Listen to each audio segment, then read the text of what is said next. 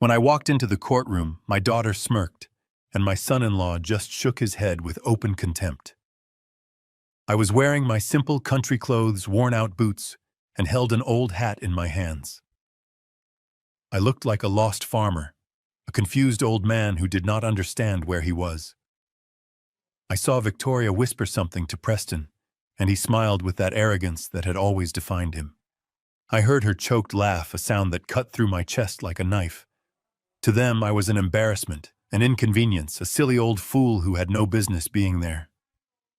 But then the judge looked up. His eyes met mine.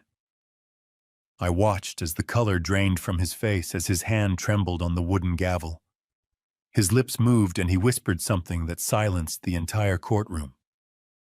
"My God," he said, "is it really him?" Everyone turned to look at me. The silence became so thick I could hear my own heart pounding in my ears. Victoria stopped smiling. Preston frowned, confused, staring at the judge as if he had lost his mind. They had no idea who I truly was. Not until that moment. My name is Harrison Caldwell. I am 70 years old, and somehow still healing from wounds my family inflicted.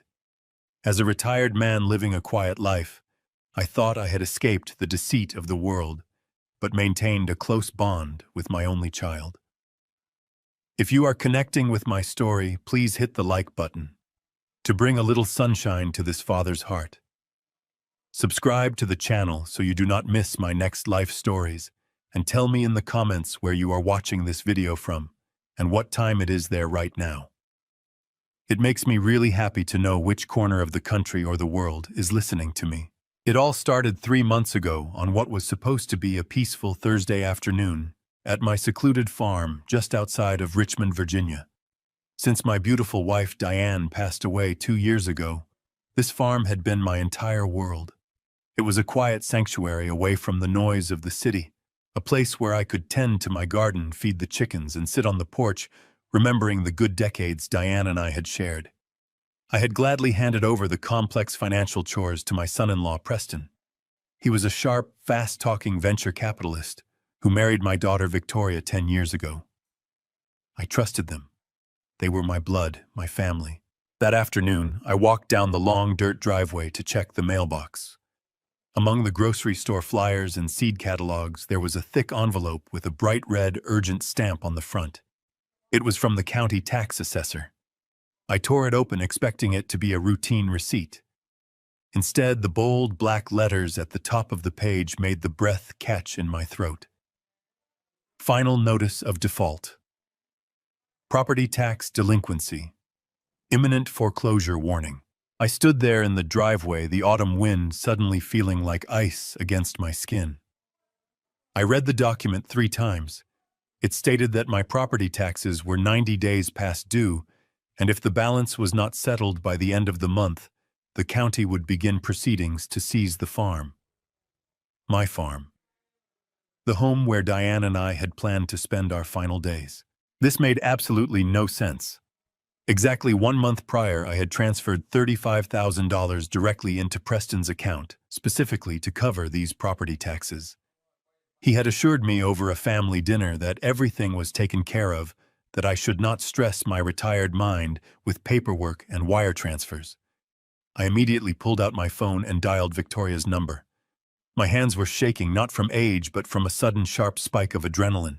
She answered on the 4th ring, her voice carrying the background noise of a busy upscale restaurant.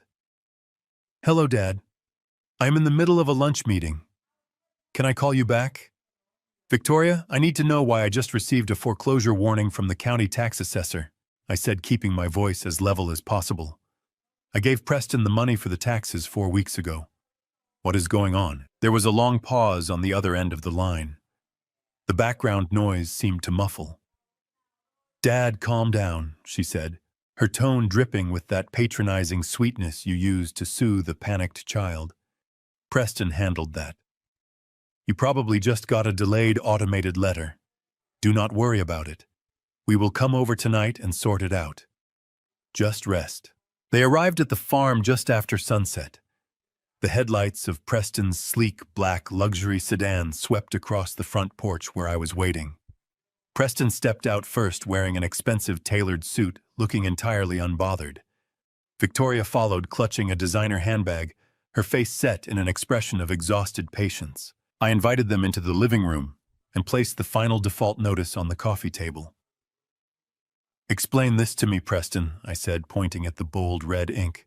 Preston did not even pick up the paper. He simply sighed, unbuttoned his suit jacket, and sat back on my sofa with an arrogant ease. "Harrison, you are getting worked up over nothing," he said smoothly. "I paid the taxes weeks ago. The county administration is notoriously slow at updating their mailing lists. You know how these government bureaucracies operate. But this letter was printed 3 days ago," I countered, tapping the date at the top of the page. "It explicitly says no payment has been received. If you paid it, show me the bank confirmation receipt right now." Preston exchanged a quick, exasperated look with Victoria. It was a look that screamed, "Here we go again with the crazy old man." "Dad, stop interrogating him," Victoria snapped, stepping forward and placing a perfectly manicured hand on Preston's shoulder. "He is doing you a favor by managing your accounts. You have been forgetting everything lately. You are confused." "I am not confused, Victoria. I am reading a legal document." "You are confused, Dad," she insisted, raising her voice just enough to dominate the room. Her eyes locked onto mine, unyielding and cold. "Do you not realize how bad your memory has gotten? Last week you forgot the name of my new dog. 2 days ago you called me asking what day it was. And yesterday—" She paused, letting out a dramatic, trembling breath. "Yesterday we stopped by while you were napping, and the gas stove was left on. The whole kitchen smelled like a leak. You could have blown up the entire house and died, Dad. We had to turn it off and open all the windows." The room went dead silent. The only sound was the ticking of the old grandfather clock in the hallway. I stared at my daughter, feeling the ground beneath my boots turn to ash. The gas stove. For a fraction of a second, my mind played tricks on me. I imagined the smell of gas. I remembered the warmth of that kitchen. Diane used to stand at that exact stove humming to old jazz records while she simmered her famous Sunday pot roasts. The aroma of garlic and rosemary used to fill these walls, making this empty house feel like a home. But when Diane lost her battle with sickness 2 years ago, the music stopped. The cooking stopped. I looked toward the kitchen archway. I had not turned on that gas stove in exactly 2 years. I lived exclusively on cold sandwiches, microwave meals, and coffee from an electric maker. I had even shut off the main gas valve behind the appliance months ago because I had no use for it. It was physically impossible for me to have left the stove on yesterday. A terrifying, icy realization washed over me. I was not losing my mind. My daughter was deliberately lying to my face. Why? Why would she make up a story about me almost blowing up the house? Why would Preston look so completely calm about a missing $35,000? I looked at their faces again. Victoria was performing the role of a highly concerned, stressed-out daughter flawlessly. Preston was playing the patient, misunderstood son-in-law. If I were just a regular, grieving old farmer, I would have broken down right then and there. I would have apologized for my declining memory. I would have surrendered my independence to them. But they had forgotten one crucial detail about my past. Before I moved to this farm, before I became the quiet old man who tended to chickens, I spent 30 years as a federal prosecutor. I had stared into the eyes of the most ruthless, manipulative white-collar criminals in the country. I knew exactly what a lie looked like. I knew the subtle micro-expressions of a sociopath cornered in a lie. I was seeing those exact same expressions right now on the faces of my own family. My gut screamed at me to throw them out, to demand my money back, to rip the truth out of them. But my old prosecutor instincts kicked in cold and calculating. If I confronted them now without solid proof, they would escalate their narrative. They would use my anger as further proof of my supposed mental instability. To win this war, I had to play their game. I had to let them believe they had won the battle. I let my shoulders slump. I forced my hands to shake a little more visibly. I looked down at the floor, imitating the posture of a defeated, confused senior citizen. I left the stove on, murmured, letting my voice crack with manufactured vulnerability. Yes, Dad, Victoria said, her voice instantly softening into that fake, sugary tone. It terrified us. You are getting older. The grief is catching up to you. You cannot handle all this stress anymore.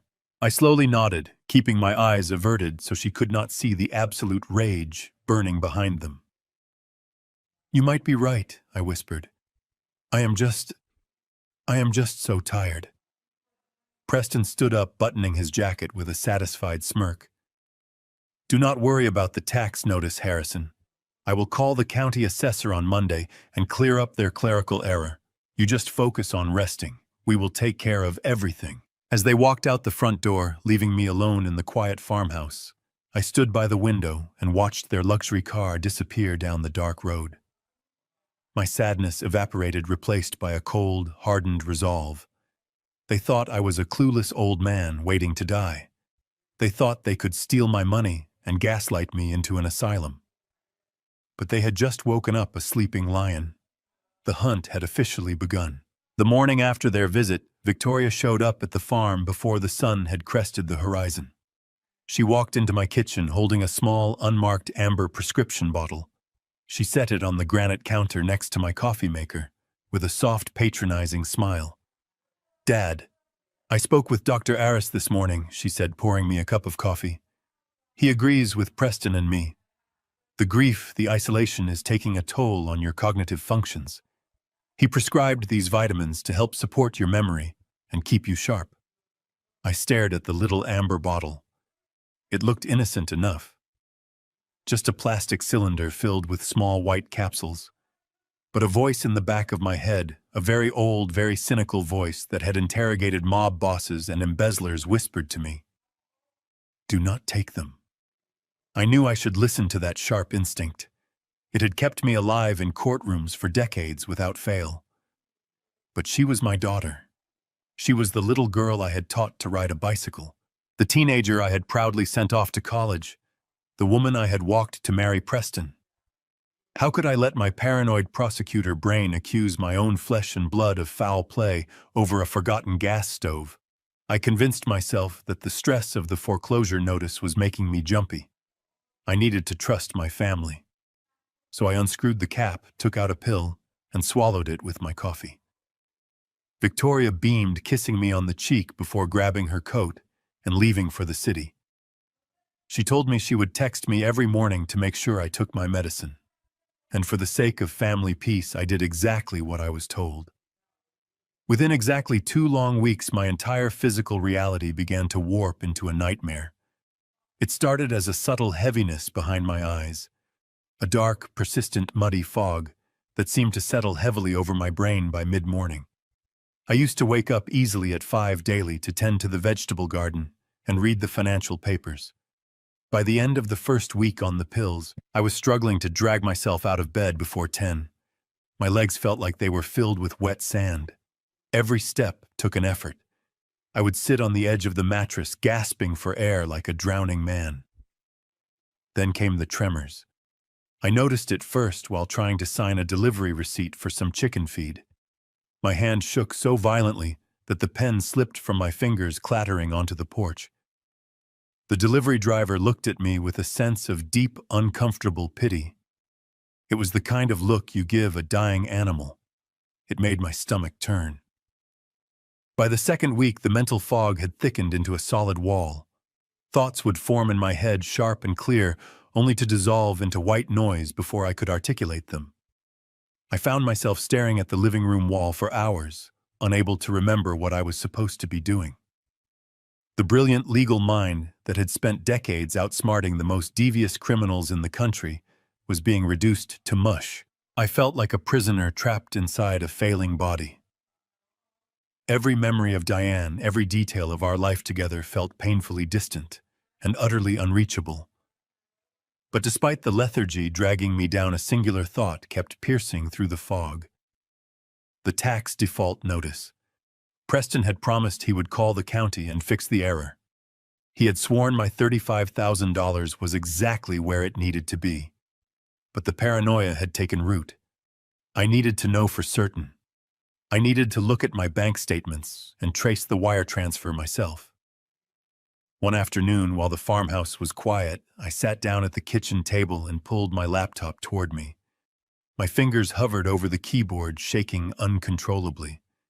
I tried to type in the web address for my bank, but my blurry vision made the letters swim on the screen. It took me 3 attempts just to get to the login portal. The bright screen glared back at me, mocking my sudden incompetence. I wiped the sweat from my brow. I clicked on the username field. I typed it in. Then I moved to the password box. I stared at the blinking cursor. My mind went blank. I closed my eyes, rubbing my temples, trying to force my brain to work. I had used the same password for this account for 5 years. It was a combination of Diane's maiden name and our anniversary year, a simple sequence that was burned into my memory. But when I reached into the filing cabinet of my mind to retrieve it, the drawer was empty. There was nothing there. Just a cloud of white noise. Panic began to bubble in my chest. My breathing turned shallow and rapid. I typed in what I thought was the password. Incorrect. I tried a variation. Perhaps I had capitalized the wrong letter. Incorrect. My hands were trembling so badly that I was hitting the wrong keys. I hit the enter button a 3rd time. A red warning box flashed on the screen. Your account has been temporarily locked due to multiple failed login attempts. Please contact customer service. I shoved the laptop away, my heart hammering against my ribs. I grabbed my cell phone from the table, my trembling thumbs fumbling over the screen to dial the bank's customer service line. The voice prompted me to enter my account number. I pulled my debit card from my wallet and typed the 16 digits. Then came the prompt. Please enter your 4-digit telephone security PIN to speak with a representative. I froze. The phone pressed against my ear felt like a block of ice. 4 digits. Just 4 numbers. I knew this PIN. I knew it like I knew my own name. But as I stood there in my kitchen staring at the wall, the numbers refused to materialize. The drugs coursing through my bloodstream had built a dam between me and my own memories. Please enter your 4-digit telephone security PIN, the voice repeated. Come on, Harrison, I muttered, my voice hoarse. Think. Just think. I punched in a sequence. The year I became a federal prosecutor. I waited, holding my breath. I am sorry. That PIN is incorrect. You have 2 attempts remaining. A cold sweat broke out across my forehead. The room started to spin slightly. The lethargy from the morning pill was pulling me down, begging me to go back to bed and forget about it. But the terror of losing control kept me anchored to the floor. I typed in another set of numbers. Diane's birth month and day. I am sorry, that PIN is incorrect. You have 1 attempt remaining before your account is frozen for your protection. I lowered the phone from my ear. My chest heaved as I struggled to draw in air. I looked down at my shaking hands. They belonged to an old man.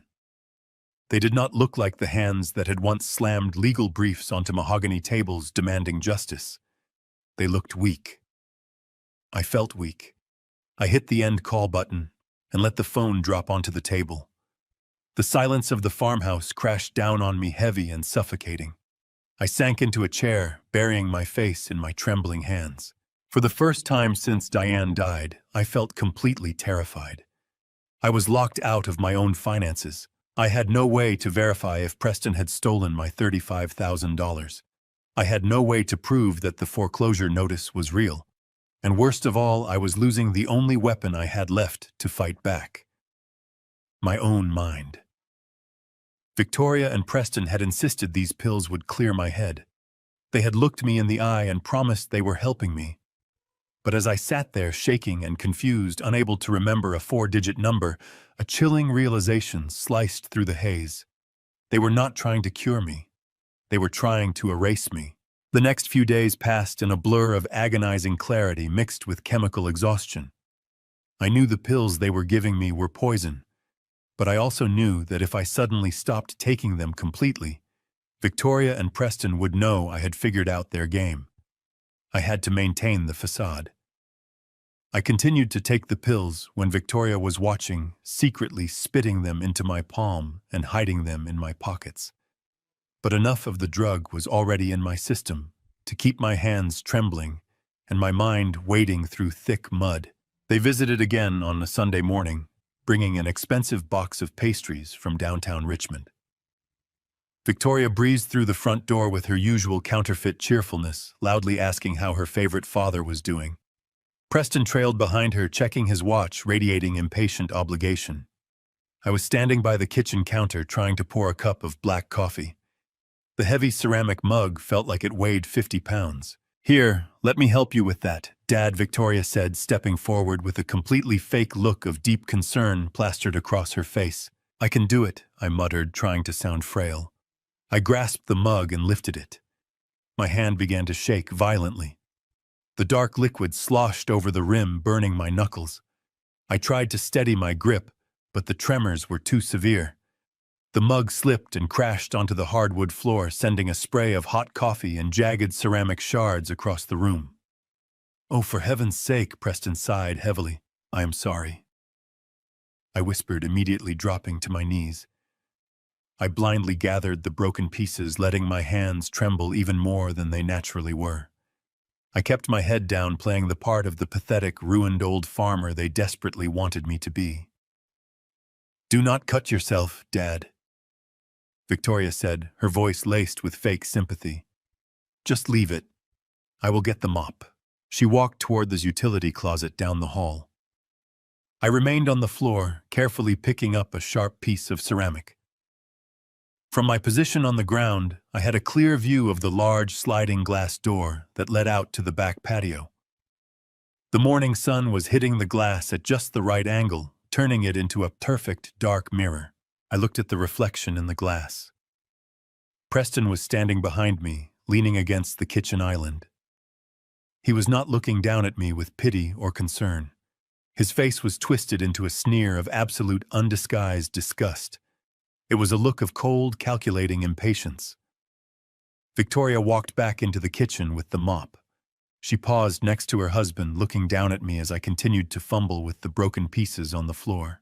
Preston leaned in close to her ear. His voice was nothing more than a faint hiss, but the kitchen was quiet enough for the sound to carry directly to me. "He is practically useless now," Preston whispered, his eyes fixed on my shaking back. "It will not be long." Victoria did not reprimand him. She did not defend her father. She simply gave a short, silent nod of agreement and handed him a paper towel. As I stared at their reflection, a profound silence settled over my mind. The chemical fog that had been suffocating my brain vanished, burned away by a sudden flash of absolute rage. The trembling in my hands stopped entirely. I knelt there on the floor, clutching the broken ceramic, and let the sheer audacity of his words sink into my bones. He is practically useless now. In that fraction of a second, the image of the weak widower shattered completely. That specific look of arrogant contempt on Preston's face flipped a deeply buried switch in my brain. It was the exact same expression I used to see on arrogant Wall Street fraudsters right before I destroyed their lives 30 years ago. I remembered sitting across polished tables from men just like Preston. Men who believed their slick words made them untouchable. They thought they could manipulate the system, steal from the innocent, and walk away clean. They always smiled until the moment I dropped irrefutable evidence of their crimes in front of a judge and watched the color drain from their faces. For 30 years, I was the apex predator in those courtrooms. I built cases so airtight that defense attorneys advised clients to plead guilty rather than face me. When Diane died, I packed away that part of myself. I traded tailored suits for flannel shirts and legal briefs for garden tools. I wanted peace. I wanted to rest. But seeing Preston standing in my kitchen plotting my demise with my daughter, I realized my retirement had been a mistake. I was not a sick old man. I was a target hunted by amateurs. They thought they had found a vulnerable victim with a thick bank account and a fading memory. They thought they could drug me into compliance, steal my property, and throw me into a cheap nursing home to rot.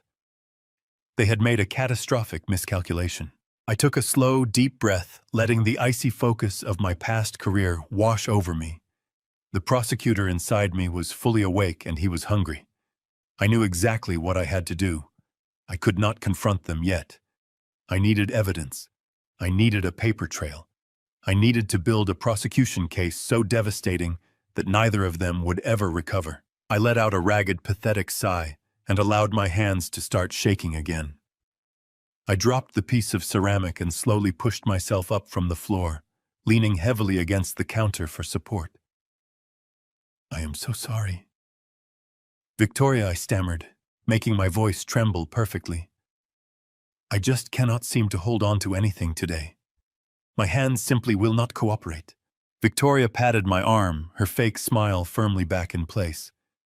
"It is okay, Dad. That is why we are here to take care of you. You just go sit down in your recliner and rest. I will clean up this mess." I nodded meekly and shuffled slowly toward the living room, dragging my feet exactly the way a heavily medicated man would. I slumped into my old leather armchair, closing my eyes as if I were exhausted by the simple effort of walking. In reality, my mind was racing at 1,000 miles an hour. Every detail of the room, every word they had spoken, every financial transaction I could remember was being categorized and filed away for future use. I listened to the sound of Victoria mopping the kitchen floor and Preston typing away on his expensive smartphone. They felt secure in their deception. They genuinely believed the hardest part of their plan was over. They had no idea that the real game had just begun. The battle lines were drawn in the spilled coffee on my kitchen floor, and I was going to ensure that when the dust settled, I would be the only one left standing. The next morning, the routine played out exactly as it had for the past 2 weeks. Victoria called at 8 to ensure I was awake and to remind me to take my medicine. I kept my voice weak and raspy, assuring her I had the bottle right in my hand. I unscrewed the cap, took out one of the small white capsules, and walked into the bathroom. I stared at my reflection in the mirror. My eyes were bloodshot, and my skin held a sickly, pale hue. I tossed the pill into the toilet and flushed it away. I watched the swirling water carry it out of sight, and with it went the last shred of blind trust I held for my daughter. Over the next 48 hours, I repeated this performance. Every morning and every evening, a pill went down the drain. The withdrawal was brutal. My body ached with deep muscle cramps and relentless headaches pounded behind my temples as the chemical sludge filtered out of my system. But by the morning of the 3rd day, the heavy curtain lifted. My thoughts snapped back into sharp focus. The lingering cognitive fog vanished, and the calculating mind of a federal prosecutor returned in full force.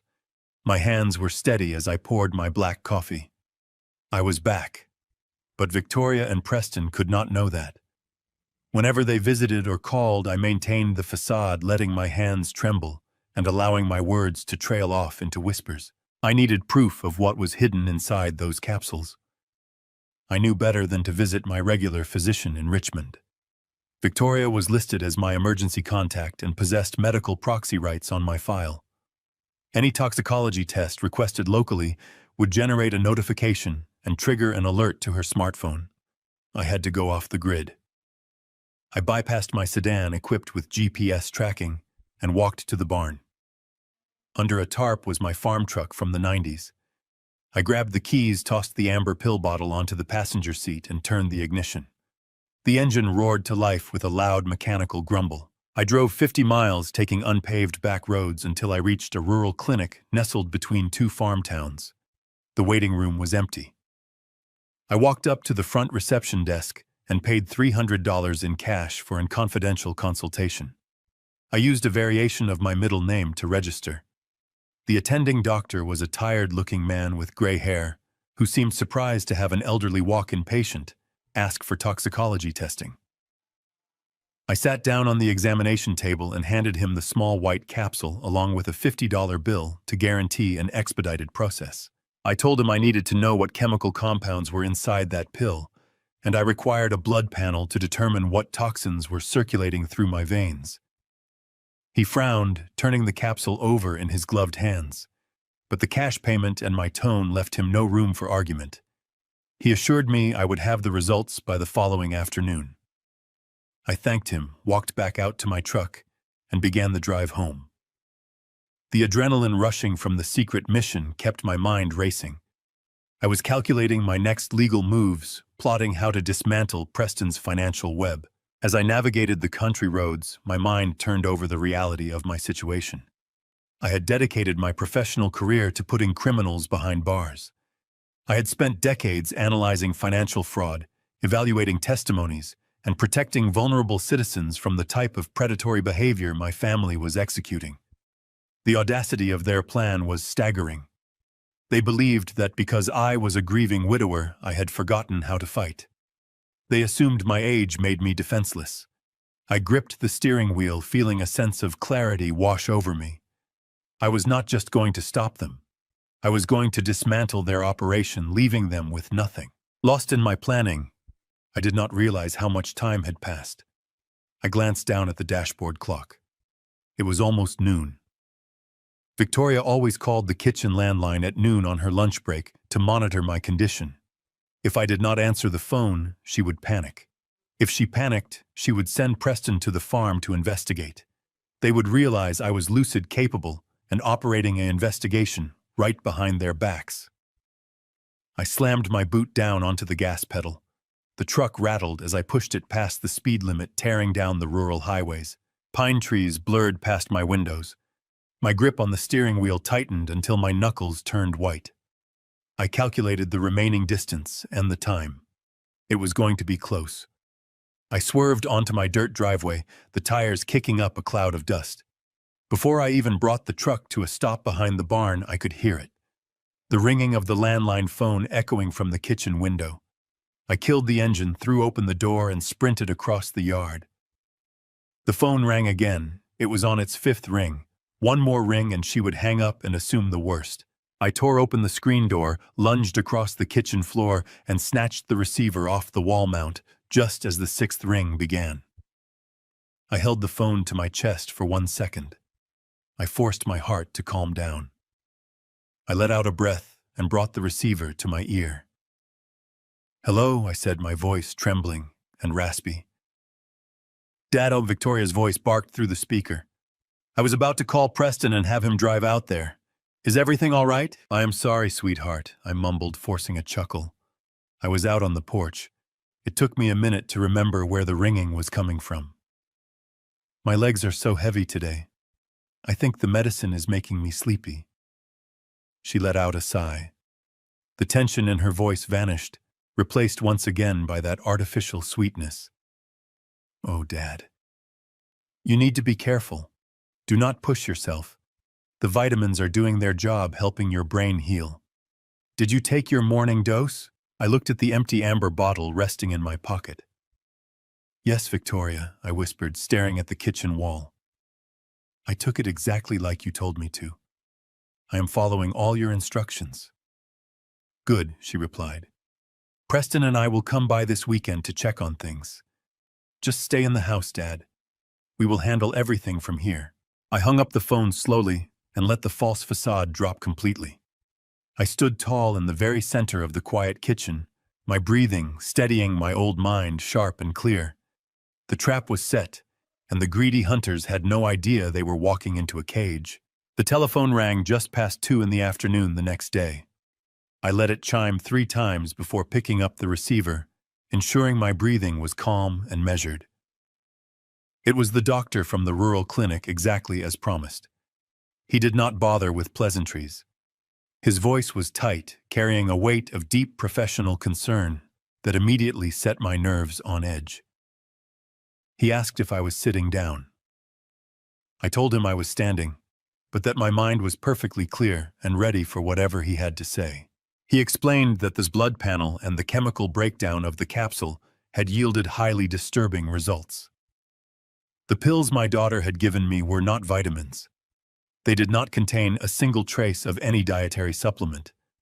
They were a concentrated generic formulation of a potent antipsychotic medication, a drug specifically designed to treat extreme cases of acute schizophrenia and violent psychotic episodes. The dosage in those capsules was dangerously high, especially for a man of my age. The doctor explained that introducing such heavy neuroleptics into a healthy brain would rapidly mimic the late stages of severe dementia. It forces the nervous system to shut down.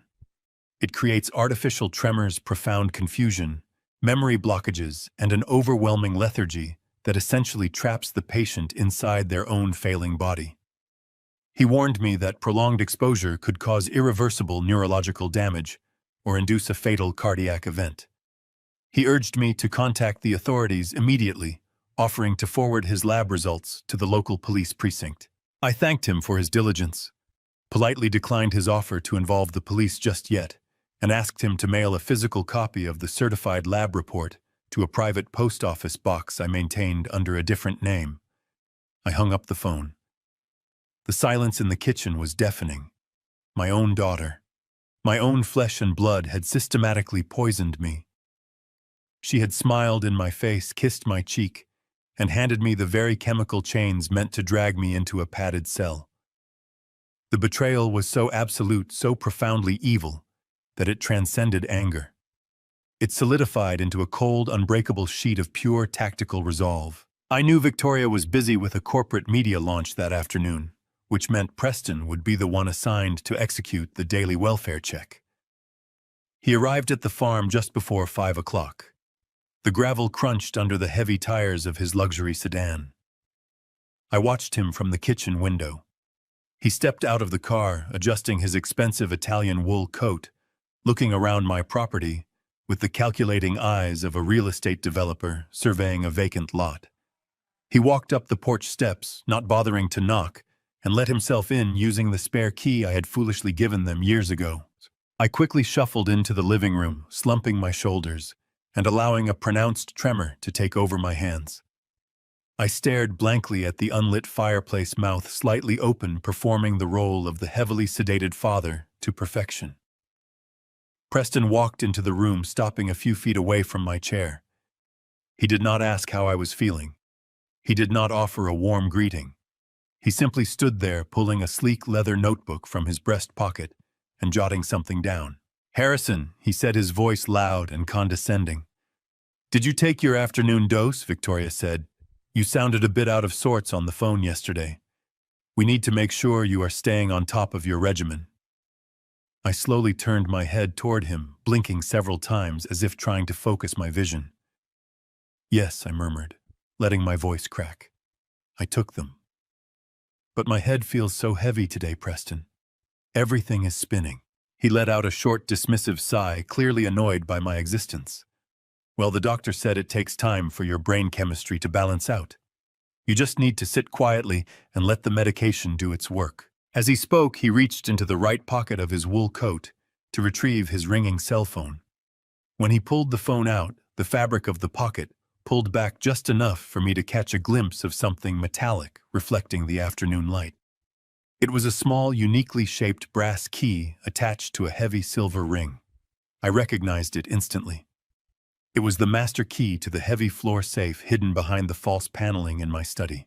A month ago, when I first noticed the key missing from my nightstand, Victoria had spent an hour helping me search the house. She had held my hands, looked me in the eye, and gently told me that my memory was failing, that I must have misplaced it during one of my confused episodes. She had used my own missing property as the first brick in her foundation of gaslighting. And all along, that key had been resting comfortably in her husband's pocket. I needed that key. If they were accessing my safe, they were accessing the original deeds, the bearer bonds, and the legal structures of my entire estate. I knew I had to get it back right then and there, but I could not simply demand it. If I confronted him, he would know the dementia was a ruse. I had to steal it. During the late 80s, I spearheaded a massive federal takedown of a vast organized crime syndicate operating out of the eastern seaboard. To build my case, I had relied heavily on a street-level informant named Jimmy, a master pickpocket, who had turned state evidence. During our many long hours in the safe house, Jimmy had taught me the mechanics of the dip. He explained that successful theft was not about speed, but about misdirection.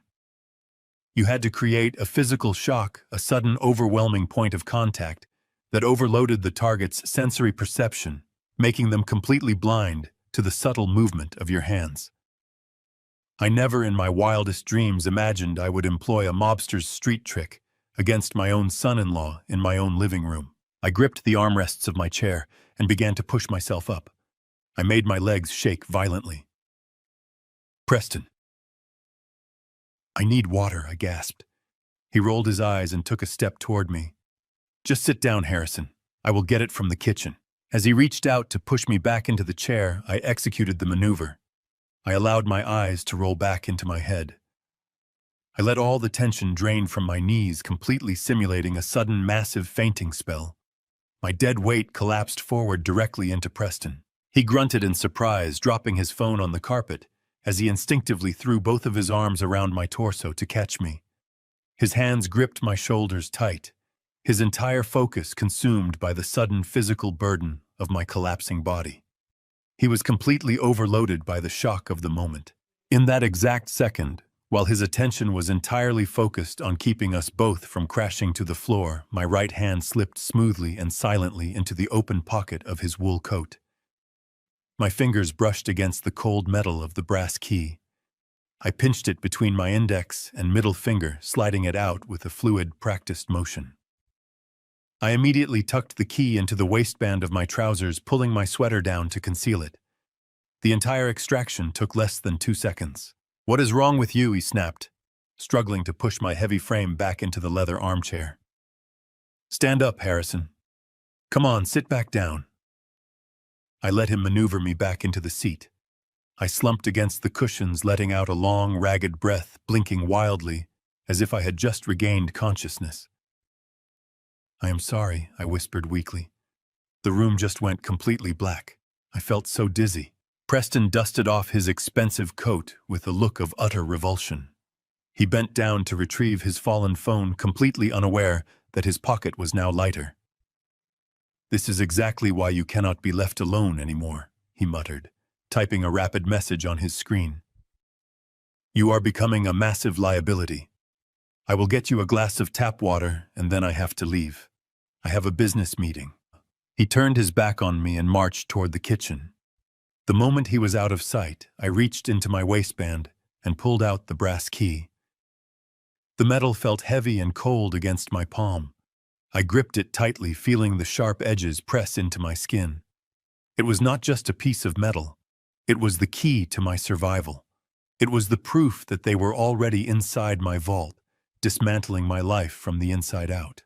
Preston returned, shoving a glass of water onto the side table. "Drink that and stay in this chair," he ordered. "Victoria will call you tonight." I nodded slowly, keeping my hands folded in my lap, hiding the stolen key. "Thank you, Preston," I murmured. "You are a good son." He sneered, turned on his heel, and walked out the front door. I listened to his luxury car start up and crunch its way down the driveway. I did not move until the sound of the engine completely faded into the distance. Then I sat up straight. The tremors vanished. The weakness evaporated. I looked down at the brass key resting in my palm.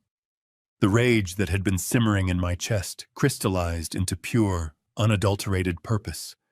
They had poisoned my body. They had insulted my intelligence. Now they were robbing my vault. The time for hiding was over. It was time to strike back. Every piece of evidence I gathered from now on would be a nail in their proverbial coffins. I was not going to simply survive this attack against my life. I was going to utterly dismantle their fraudulent reality just as cruelly as they had tried to erase mine. I waited until the sun dipped below the tree line and the farm was wrapped in total darkness. I knew better than to use the landline or my cell phone. If Preston and Victoria were bold enough to drug me and steal the key to my safe, they were certainly capable of monitoring my call logs. During my afternoon trip to the rural clinic, I had purchased a cheap, prepaid cellular phone with a handful of cash. I pulled the small plastic device from my boot, powered it on, and dialed a number I had memorized over 20 years ago. The line rang twice before a deep, gravelly voice answered. It was Jonathan Pierce. Jonathan was a titan in the world of civil law, a man who navigated courtrooms with the precision of a surgeon and the ruthlessness of a shark. We had fought on opposite sides of the aisle many times during my days as a federal prosecutor. Over the years, that professional rivalry had melted into a profound, unspoken respect. He was the only person I could trust with a secret of this magnitude. "Jonathan," I said, keeping my voice low. "It is Harrison Caldwell. I am using an unregistered phone. Do not return a call to my primary number." There was a brief pause on the line. Harrison Jonathan replied, his tone immediately shifting from casual to strictly business. "You do not buy burner phones to chat about the weather." "What is happening?" I laid out the facts with the clinical detachment of a man presenting an indictment. I told him about the property tax default notice. I told him about the antipsychotic drugs my own daughter had disguised as vitamins. I told him about Preston stealing the key to my hidden floor safe. I did not offer emotional commentary. I simply gave him the evidence. I reminded him that if this failed, I would lose everything I had built for my family, my land, and my freedom. He promised me he would move heaven and earth to prevent that. Jonathan remained silent for a long moment after I finished. When he finally spoke, his voice carried a quiet, terrifying anger. "They are setting you up for a fraudulent conservatorship, Harrison. They are trying to medically establish your incompetence so they can seize your assets. We need to document their actions immediately. I need eyes inside my own house," I told him. "I need them to catch Preston opening that safe. But it has to be completely off the books. No official security companies. No paper trails they can find." "I have a private technical team," Jonathan assured me. "Former federal surveillance experts who work exclusively for my firm. They are discreet and they are fast. I will send them to your farm tonight. Leave the back door unlocked." The hours before midnight crawled by with agonizing slowness. I sat in the dark living room watching the faint moonlight filter through the curtains. I ran through every possible legal scenario in my head. I was no longer a father trying to understand his child. I was an investigator building a trap. Precisely at midnight, 2 unmarked dark sedans rolled silently up my dirt driveway. The headlights were extinguished. 3 men dressed in dark, nondescript clothing slipped out of the vehicles and moved swiftly toward my back porch. They wore gloves to avoid leaving fingerprints and carried specialized gear bags that looked completely ordinary from the outside. I unlocked the heavy wooden door and let them inside. They did not ask questions. They offered no pleasantries. They simply went to work with a level of quiet professionalism that instantly put me at ease. The lead technician, a tall man with sharp eyes, handed me a secure tablet. He explained that they would be installing military-grade micro-cameras directly into the architectural molding of the living room and the study. The lenses were no larger than the head of a pin, completely invisible to the naked eye. The video feeds would be encrypted and uploaded directly to a secure server at Jonathan's law firm. If Preston or Victoria stepped foot in this house, every movement, every whisper would be captured and preserved as irrefutable legal evidence. I directed them to the study first. I pointed to the heavy oak bookshelves lining the far wall. The floor safe was hidden beneath a false section of hardwood, directly below the bottom shelf. The technicians nodded and began drilling microscopic holes into the crown molding near the ceiling. They worked with surgical precision, routing tiny wires behind the drywall. I watched them in the dim light of a desk lamp, feeling a strange mix of relief and profound sorrow. I was turning my own sanctuary into an active surveillance zone to catch my daughter committing a felony. The reality of that fact weighed heavily on my chest, but I pushed the emotion aside. This was a war of survival. Every second ticked loudly in my ears, reminding me that we were operating in a highly vulnerable window of time. If Preston had decided to return for another surprise check, the entire operation would be exposed instantly. The installation process, however, proved to be far more complicated than anticipated. The thick, century-old plaster and dense oak beams of my farmhouse resisted their modern tools. What was supposed to be a rapid 45-minute operation stretched into 90 minutes.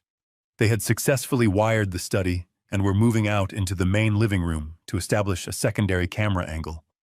The lead technician signaled that they needed another 30 minutes to conceal the power transmitter behind the fireplace mantel. I stood watch by the front window, keeping my eyes fixed on the long, dark stretch of road leading up to my property. It was exactly 1:45 in the morning when the silent alarm triggered. A small blue light flashed on the digital monitor I kept next to the front door. The monitor was connected to a motion sensor I had installed at the very entrance of my driveway years ago to track delivery trucks. Someone had just turned onto my property. I felt a cold knot form in my stomach. My breathing quickened as the reality of the situation washed over me. The entire operation was hanging by a delicate, microscopic thread. The tech team was actively pulling wiring across the center of the living room floor. The heavy mantelpiece was partially detached from the wall. There were tools scattered across the rug. I pressed a button on the monitor to pull up the live feed from the gate camera. A sleek black luxury SUV was creeping up the driveway, moving slowly so the gravel would not make too much noise. The license plate was unmistakable. It was Victoria.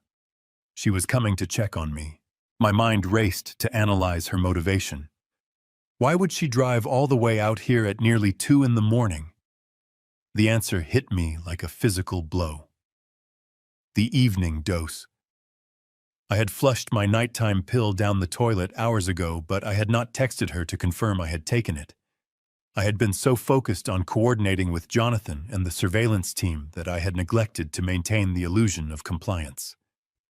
Victoria, obsessed with keeping my system flooded with those antipsychotic drugs, had driven out here in the dead of night to force the pill down my throat herself. I knew she was ruthless, but driving out to the farm at 2 in the morning proved how deeply she was committed to this dark scheme. The stakes were absolute life and death now. I spun around to face the technicians. "We have a vehicle approaching," I whispered sharply, my voice carrying across the silent room. "You have exactly 2 minutes before she is at the front door." The 3 men moved instantly. They began rolling up the exposed wires and shoving their equipment into their black duffel bags. But the living room was a mess. The thick white plaster dust from the heavy drilling was glaringly visible on the dark polished hardwood floor. The mantelpiece was still slightly misaligned.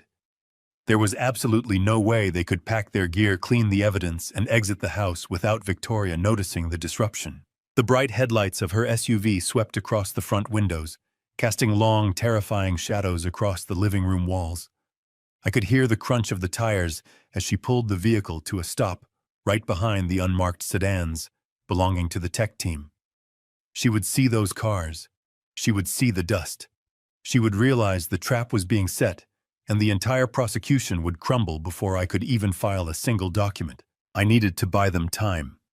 I needed to create a distraction so monumental and so disturbing that she would forget about the strange cars, forget about the dust on the floor, and focus entirely on me. I looked at the lead technician. "Go out the back window," I ordered quietly. "Do not stop moving until you reach the tree line. I will handle her and buy you the minutes you need." The heavy slam of a car door echoed through the cold night air. The sound of her expensive heels began to click rhythmically against the stone walkway leading up to the porch. I had 10 seconds left. I had to become the broken, helpless old man she believed she had created, and I had to do it right outside before she could ever turn the knob of my front door. I threw open the heavy oak front door and stepped out onto the porch. The freezing night air hit my bare skin like a physical blow.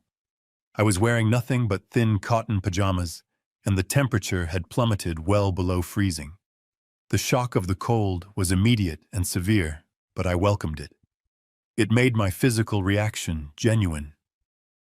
I began to shiver violently, my teeth chattering, as I stumbled down the wooden steps and onto the frozen gravel of the driveway. I wrapped my arms around my chest, hunching my shoulders, and began to wander aimlessly toward the blinding headlights of her luxury vehicle. I widened my eyes, forcing a look of absolute hollow terror onto my face. I let my jaw go slack. I needed to look like a man whose mind had completely detached from reality. I had to become a man, wandering blindly through a shattered memory, terrified of the shadows lost in his own home. Victoria killed the engine and slammed her door shut. I heard the sharp crunch of her designer boots on the gravel as she marched toward me.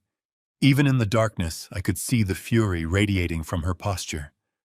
"What on earth are you doing out here, Harrison?" she snapped, not even bothering to use the word Dad. Her voice was sharp, laced with cold irritation, rather than parental concern. "Get back inside this instant. Are you trying to catch pneumonia?" I did not look directly at her.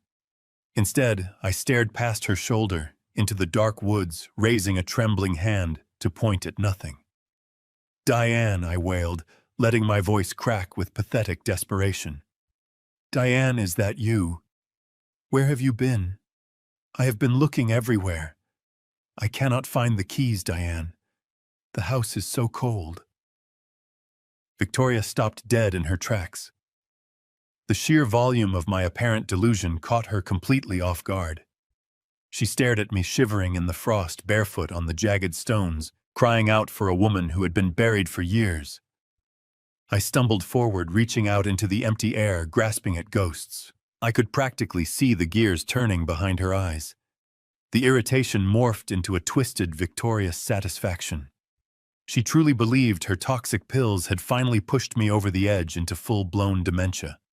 She stepped forward and grabbed me by the bicep. Her grip was surprisingly strong, her fingernails digging through the thin fabric of my pajamas. "Stop this nonsense," she commanded, pulling me toward the porch. "Diane is dead. You are confused. Move your feet." I resisted. I planted my bare feet firmly in the freezing gravel and let my body go completely limp, forcing her to support my entire weight. "No, no," I pleaded, shaking my head frantically. "I have to wait for her. She said she was coming right back.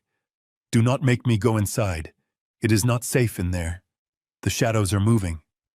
I am frightened." I dragged out the struggle, pulling against her, stumbling over the stones, doing everything in my power to keep us outside in the freezing air. Every second I stalled was another second the surveillance team had to secure their gear, wipe away the plaster dust, and vanish into the forest. Victoria groaned in frustration, struggling to hold my heavy frame upright. She dug her heels into the dirt, cursing under her breath. "Get up, you foolish old man," she growled, completely dropping her loving daughter persona. "You are going to ruin everything if you die of exposure out here in the yard." "Stand up." I let my knees buckle again, scraping my shins against the icy driveway.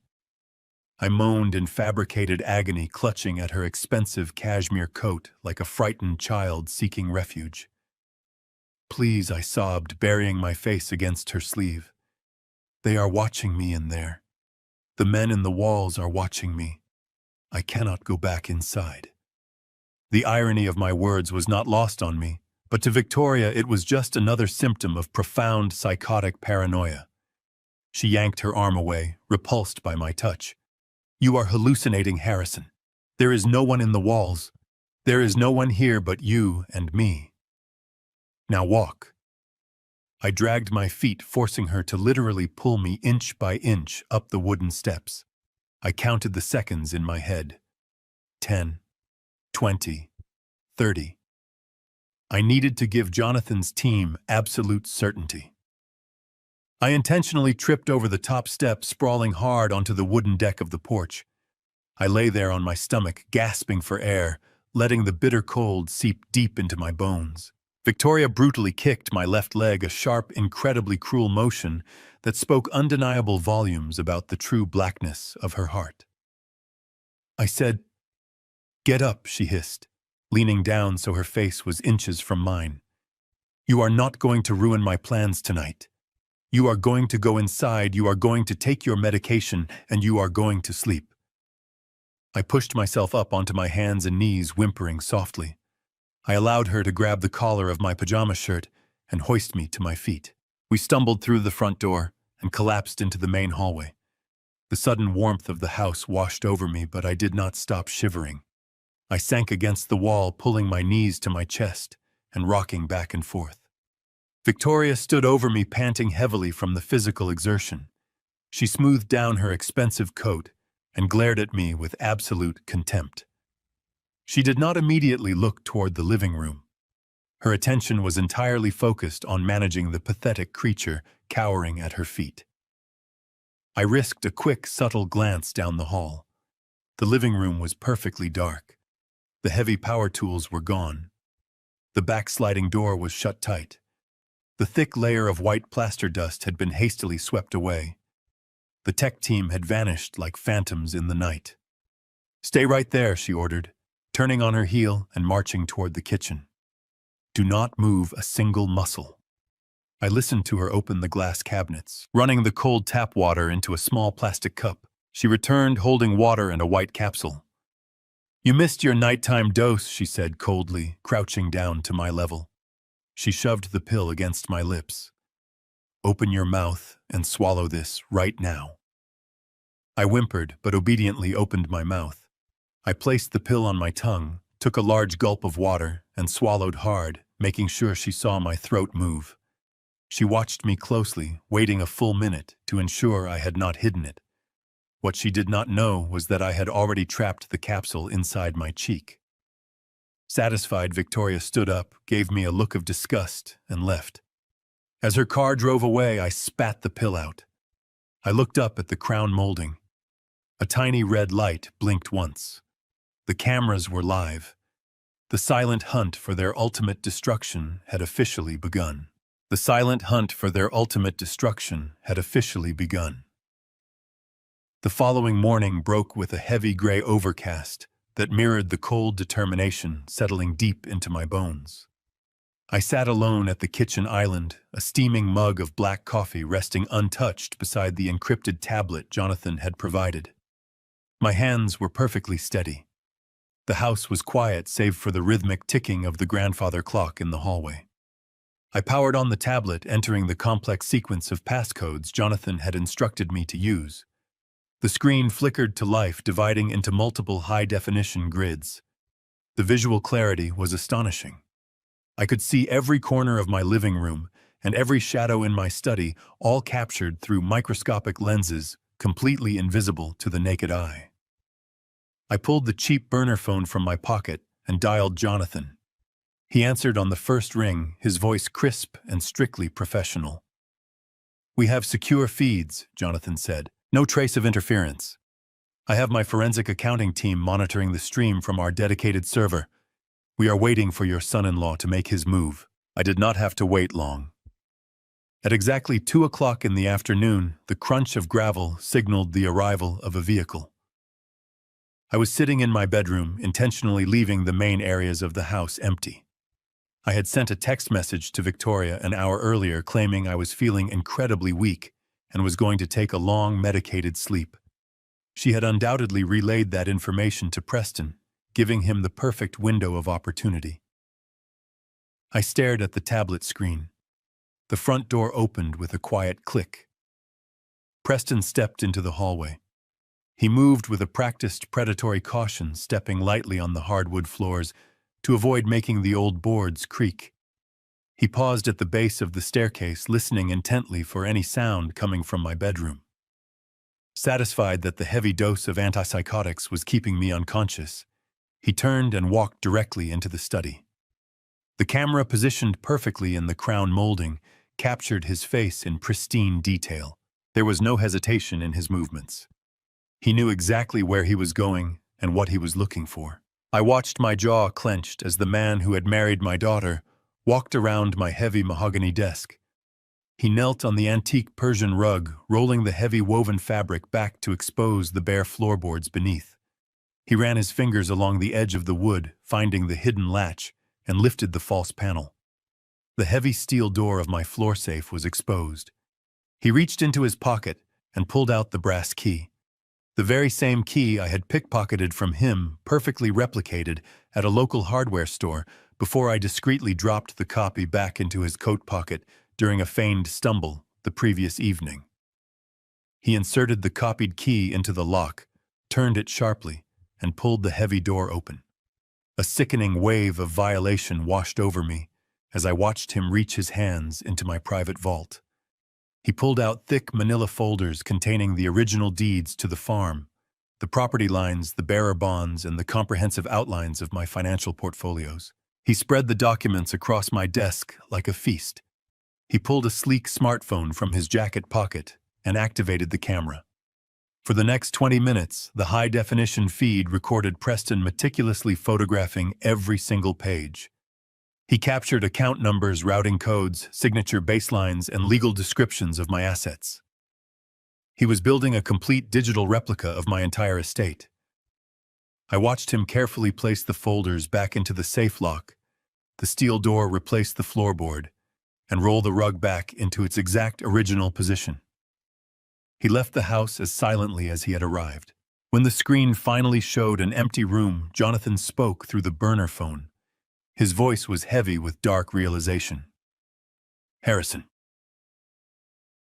We have a massive problem," Jonathan said, his tone stripped of any professional detachment.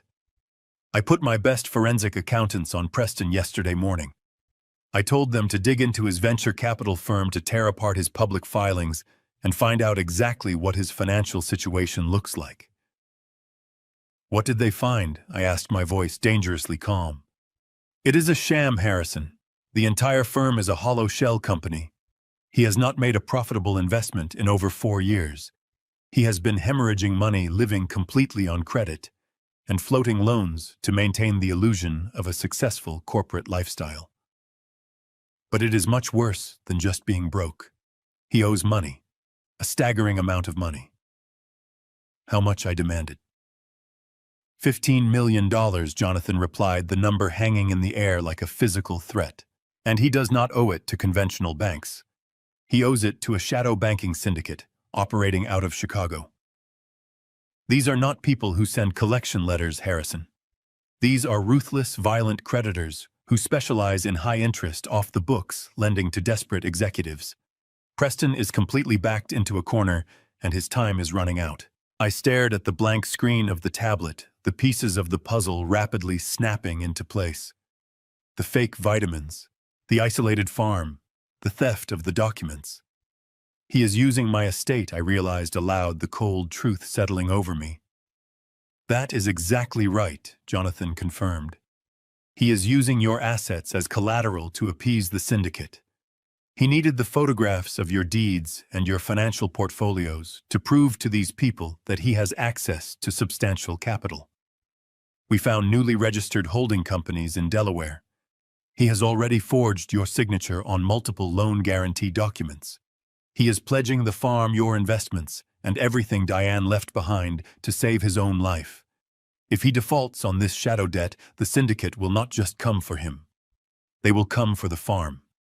They will take your property through fraudulent liens, and because he is establishing a paper trail of your mental incompetence, any court would assume you simply signed away the assets in a state of confusion. The absolute brilliance of their malicious plan left me momentarily breathless. Victoria and Preston were not just greedy children waiting for an inheritance. They were desperate criminals using my life as a shield against a violent cartel. They were systematically destroying my mind with chemical restraints, so I could not fight back when the syndicate arrived to seize the farm. Every sweet smile Victoria had given me, every cup of coffee she had poured, was a calculated step toward handing my legacy over to violent criminals. I looked around my kitchen thinking of Diane. We had built this life with our own hands. We had poured our blood and sweat into this land. The thought of losing it to a Chicago crime syndicate because of my son-in-law's reckless arrogance ignited a fire within me that burned hotter than any case I had ever prosecuted. The fire in my chest was unlike anything I had experienced in my 30 years as a federal prosecutor. I sat at my kitchen island staring at the encrypted tablet, while the reality of Jonathan's words echoed in the quiet room. $15 million. A shadow banking syndicate. My own daughter and her husband were perfectly willing to let violent criminals take my farm, my home, and my legacy just to cover their own reckless greed. They were drugging me to keep me docile while they signed my life away. I closed the connection with Jonathan and powered down the tablet. I knew I could take the camera footage to the police right now and have them arrested for elder abuse. But that was not enough. If I struck too early, Preston would claim he was merely organizing my files for my own protection. Victoria would cry in front of a judge claiming she was a devoted daughter, trying to help a father suffering from severe cognitive decline. They would hire expensive defense attorneys and spin a narrative of a tragic family misunderstanding. I needed them to cross a line they could never walk back from. I needed them to attempt a blatant, undeniable act of fraud right in front of the hidden lenses. I needed to force their hand. To do that, I had to create a ticking clock. I had to threaten the one thing they desperately needed to appease the Chicago syndicate: the farm. I dialed Victoria. I intentionally shallowed my breathing to make my voice sound frail. When she answered, her tone was brisk and impatient, the sound of a woman interrupted during a busy day. I asked her if she could come over to the house that afternoon. I told her I was having a rare good day, a small window where the fog in my brain had briefly cleared, and I needed to discuss something incredibly important regarding the future of the estate. I heard the hesitation in her voice, followed by the familiar calculating shift in her tone.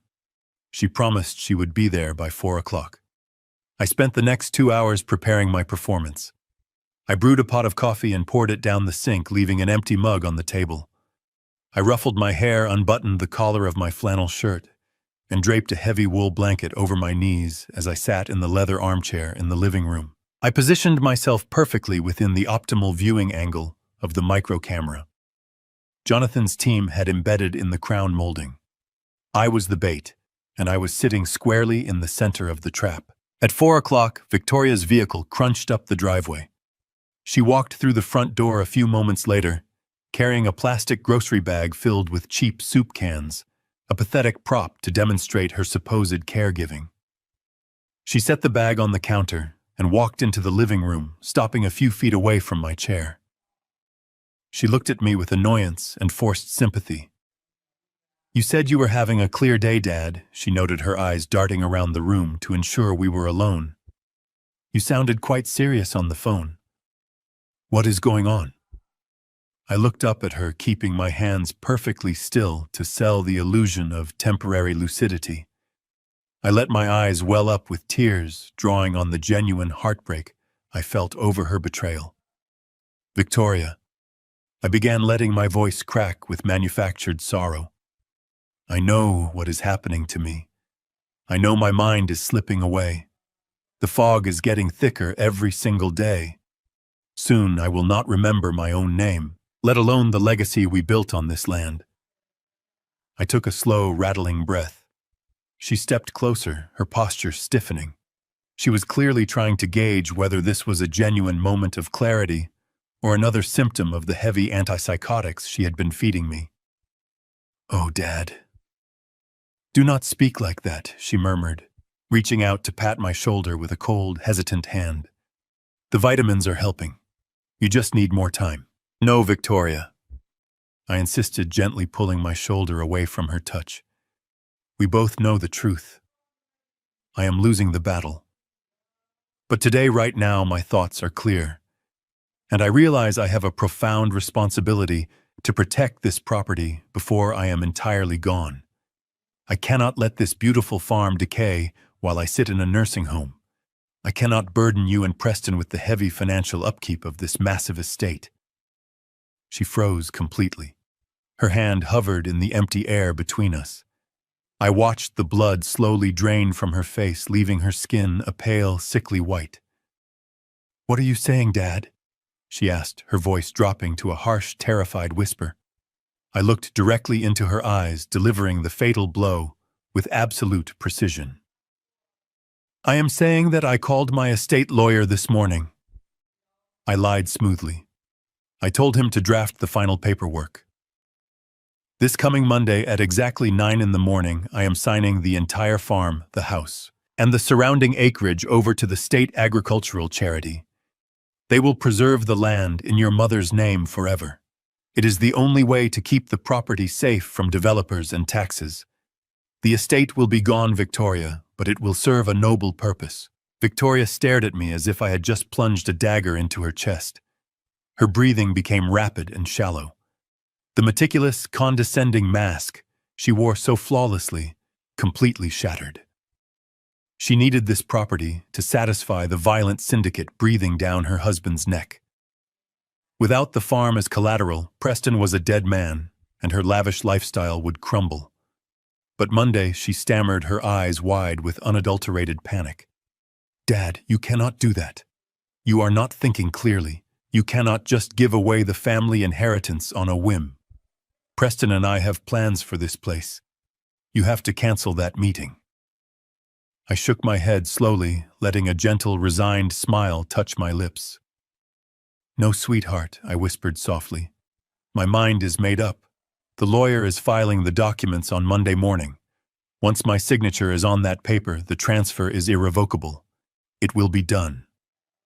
She took 2 steps backward, physically reeling from the absolute finality of my statement. Her hands began to shake with the very tremors she had been trying to artificially induce in me. She grabbed her purse from the sofa, unable to formulate a coherent sentence. "I have to go," she gasped, turning abruptly toward the hallway. "I will be right back." She practically sprinted out the front door, slamming it shut behind her. I listened to the frantic roar of her engine as she sped down the driveway. The ticking clock was loud. I had given them exactly 48 hours before the estate vanished. They could not wait. They would have to strike this weekend. The bait was taken and the predators were rushing headlong into my trap. Friday morning arrived with a deceptive stillness. The heavy clouds from the previous days had broken, allowing a pale, thin sunlight to wash over the frost-covered pastures. I woke up at 5 o'clock, my mind sharper than it had been in months. The remaining chemical traces of the antipsychotics were completely gone from my bloodstream. I sat at my kitchen table with a hot cup of black coffee, opening my encrypted tablet to review the overnight surveillance footage. My trap was perfectly set. I had scheduled a final meeting with Jonathan Pierce for that afternoon to hand over the digital evidence, the toxicology reports, and the recorded video of Preston infiltrating my safe. We were going to file a massive federal injunction, freezing every single asset and triggering a criminal fraud investigation before the sun set. I felt a deep, resonant sense of vindication. I had outsmarted them. I was the veteran prosecutor who had lured the arrogant amateurs into a fatal legal ambush, but I had severely underestimated the sheer terrifying speed of a desperate man fighting for his life. At exactly 8:15, the tranquility of the morning was shattered by the harsh crunch of heavy tires tearing up my gravel driveway. I did not hear just one vehicle. I heard a convoy. I walked to the kitchen window and pulled back the curtain. My blood ran cold. 3 county sheriff cruisers were parked at aggressive angles across my front lawn, their light bars flashing bright blue and red against the morning frost. Behind them, a sterile white passenger van bearing the seal of the Department of Social Services blocked the main exit. Doors slammed in unison. Uniformed deputies stepped out, adjusting their utility belts, moving with the cautious, practiced tension of law enforcement responding to a volatile situation. 2 individuals in plain civilian clothes, a man and a woman holding thick clipboards, stepped out of the white van and flanked the officers. I stood frozen by the sink. My entire federal case, my meticulously planned counterattack, was still sitting in an encrypted file on the kitchen island. I had played the bait too well. I had forced a ticking clock onto Preston and Victoria, anticipating they would try to force my signature on a new deed over the weekend. Instead, they had bypassed me completely. They had used the legal system itself as a weapon, launching a preemptive strike with terrifying efficiency. Heavy authoritative knocks pounded against my front door. The sound echoed through the farmhouse like gunfire. I took a deep breath, forcing my racing heart to slow down. I had to maintain the facade. I ruffled my hair, hunched my shoulders, and shuffled toward the foyer, letting my hands develop a visible, violent tremor. I unlocked the deadbolt and pulled the heavy door open. A tall sheriff deputy with a stern face stood on the porch, flanked by the 2 social workers. "Harrison Caldwell." The deputy asked, his tone not leaving any room for debate. Yes, I stammered, making my voice sound weak and hopelessly confused. What is happening here? Is there a problem? The female social worker stepped forward, her face a mask of practiced clinical sympathy. Mr. Caldwell, my name is Brenda. We are here from Adult Protective Services. We have received an emergency court order regarding your immediate welfare and the management of your estate. She handed me a thick stack of legal documents stapled together. The heavy black text on the first page jumped out at me, hitting me with the force of a physical blow. It was an emergency ex parte conservatorship order, signed and stamped by a county judge just hours ago. An ex parte order meant it had been filed and granted in secret without my knowledge, without my presence, and without giving me any opportunity to defend myself in a courtroom. It is a legal maneuver strictly reserved for the most extreme life-threatening cases of mental collapse.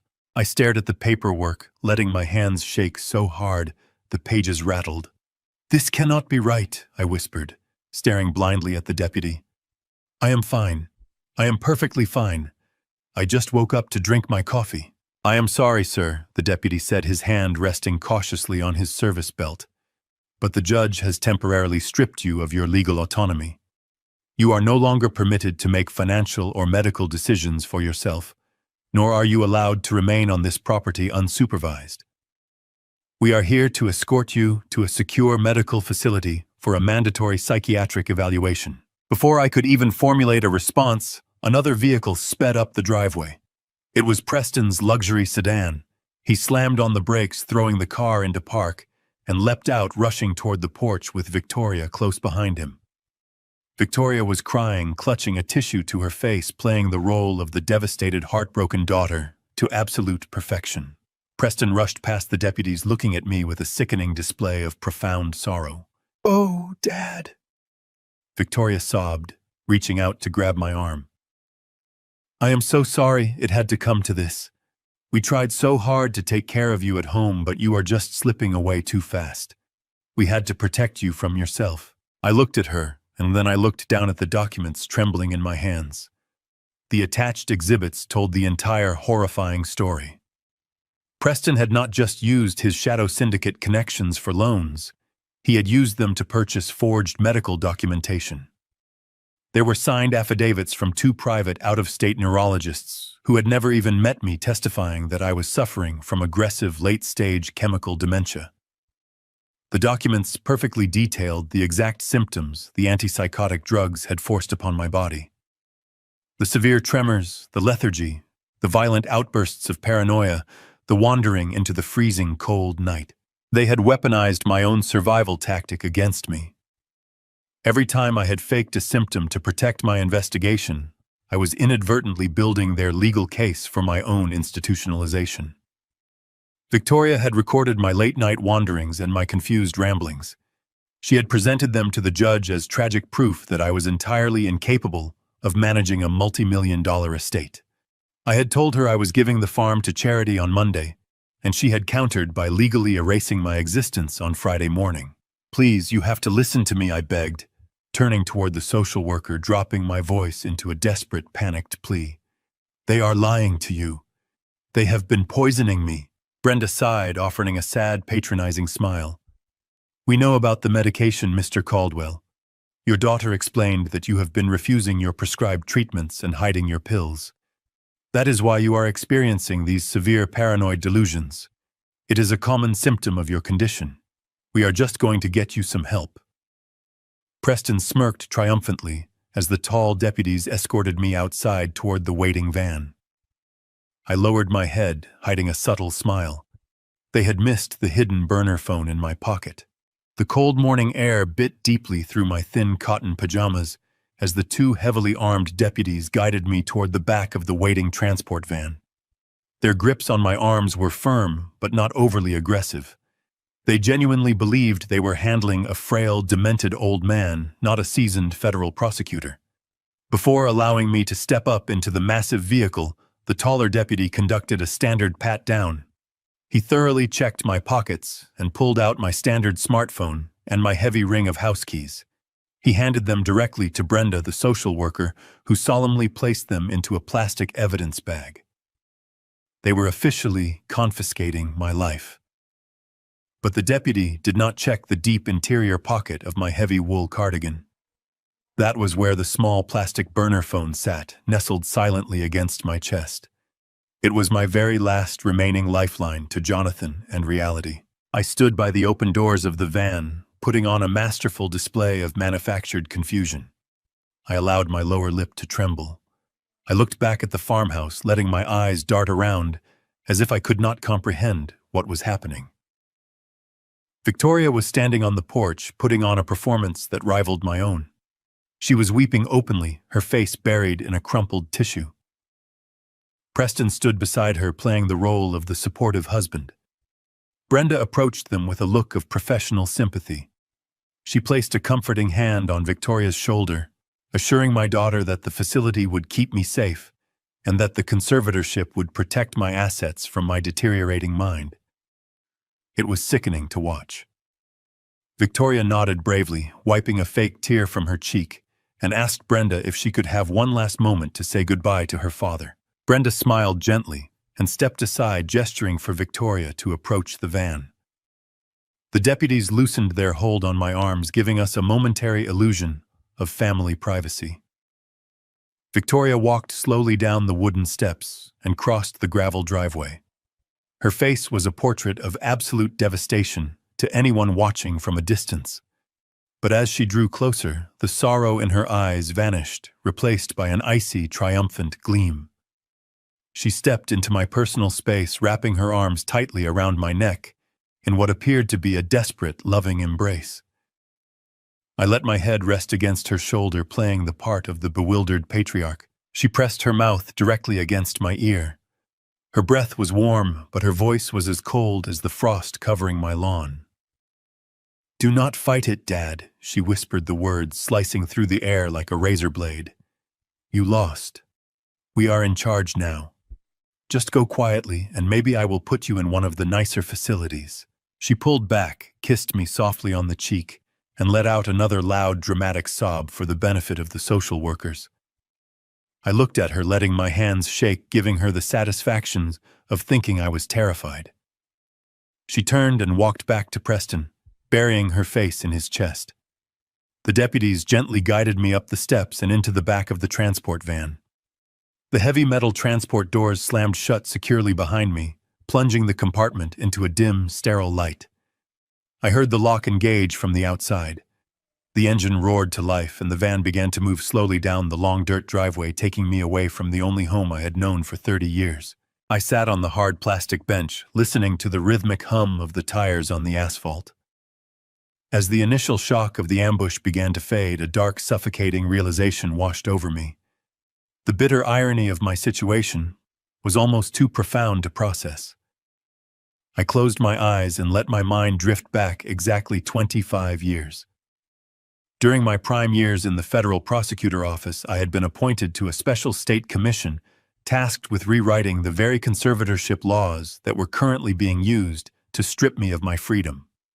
At the time, there had been an epidemic of financial predators targeting vulnerable seniors. I had spent countless long nights sitting at my mahogany desk, poring over legal precedents, drafting airtight statutes designed to freeze assets instantly when severe cognitive decline was proven. I was the one who wrote the specific emergency ex parte loophole. I had personally designed that strict legal mechanism to allow social services to bypass standard courtroom delays if two neurologists signed sworn affidavits proving an immediate threat to the vulnerable patient. I had championed that law. I had stood before the state legislature and argued passionately that this rapid intervention was the only way to save victims before their estates could be drained by scammers. It was widely considered my legal masterpiece, a shield for the defenseless. And now my own daughter had turned my masterpiece into a weapon, using the exact legal framework I had constructed to orchestrate the perfect crime. She had weaponized my own words, my own statutes, and my own legacy to lock me away. The people I was meant to protect were the ones currently driving me to a locked psychiatric ward. Her brilliant legal maneuver was undeniable, but it was built entirely on absolute fraud. The medical records were forged. The symptoms were chemically induced. The narrative was a complete fabrication. They had successfully weaponized the law against its creator. But they had made one fatal error. They assumed that by removing me from the farm and taking my primary cell phone, they had severed my ability to fight back. They thought the game was over. They did not know about the hidden cameras recording every inch of my study. They did not know that Jonathan Pierce was sitting in his downtown office holding digital copies of their shadow banking debts and the video of Preston accessing my safe.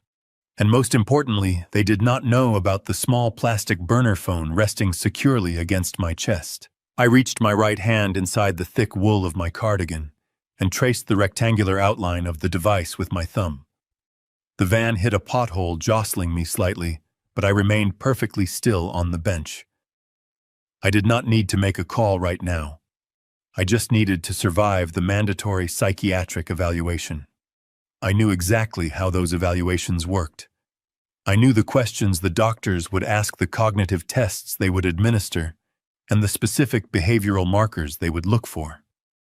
Once the harsh antipsychotics were entirely out of my system, my mind would be as sharp as a scalpel. I would pass their tests flawlessly. I would easily prove my mental competence. And the moment I was alone in a secure room, I would pull out the burner phone and authorize Jonathan to drop the hammer. Victoria and Preston truly believed they had successfully imprisoned me. They had absolutely no idea they had unknowingly given me the perfect legal alibi, while my final trap snapped firmly shut around their greedy throats. They had absolutely no idea they had unknowingly given me the perfect legal alibi, while my final trap snapped firmly shut around their greedy throats. The transport van ride felt like a descent into a clinical purgatory. When we arrived at the high-security behavioral health facility on the outskirts of the county, I offered absolutely zero resistance. I knew that any display of anger, any assertion of my legal rights, or any demand to speak with an attorney would immediately be documented as combative paranoia. Instead, I let my shoulders slump. I shuffled my feet across the linoleum floors. I stared blankly at the intake nurses, offering only confused murmurs when they asked for my basic information.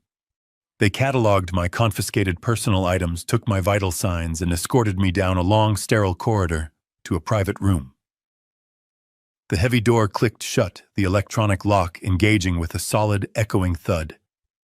Through the narrow, reinforced glass window in the center of the door, I could see a burly orderly take his position in the hallway. I was officially a prisoner of the state, trapped within a system I had helped design. The room was deliberately sparse. A narrow bed bolted to the floor, a single chair, and a small adjoining bathroom with no mirrors. I sat on the edge of the stiff mattress, listening to the heavy footsteps of the orderly pacing outside. I waited for 2 agonizing hours, ensuring that the initial intake rounds were completely finished.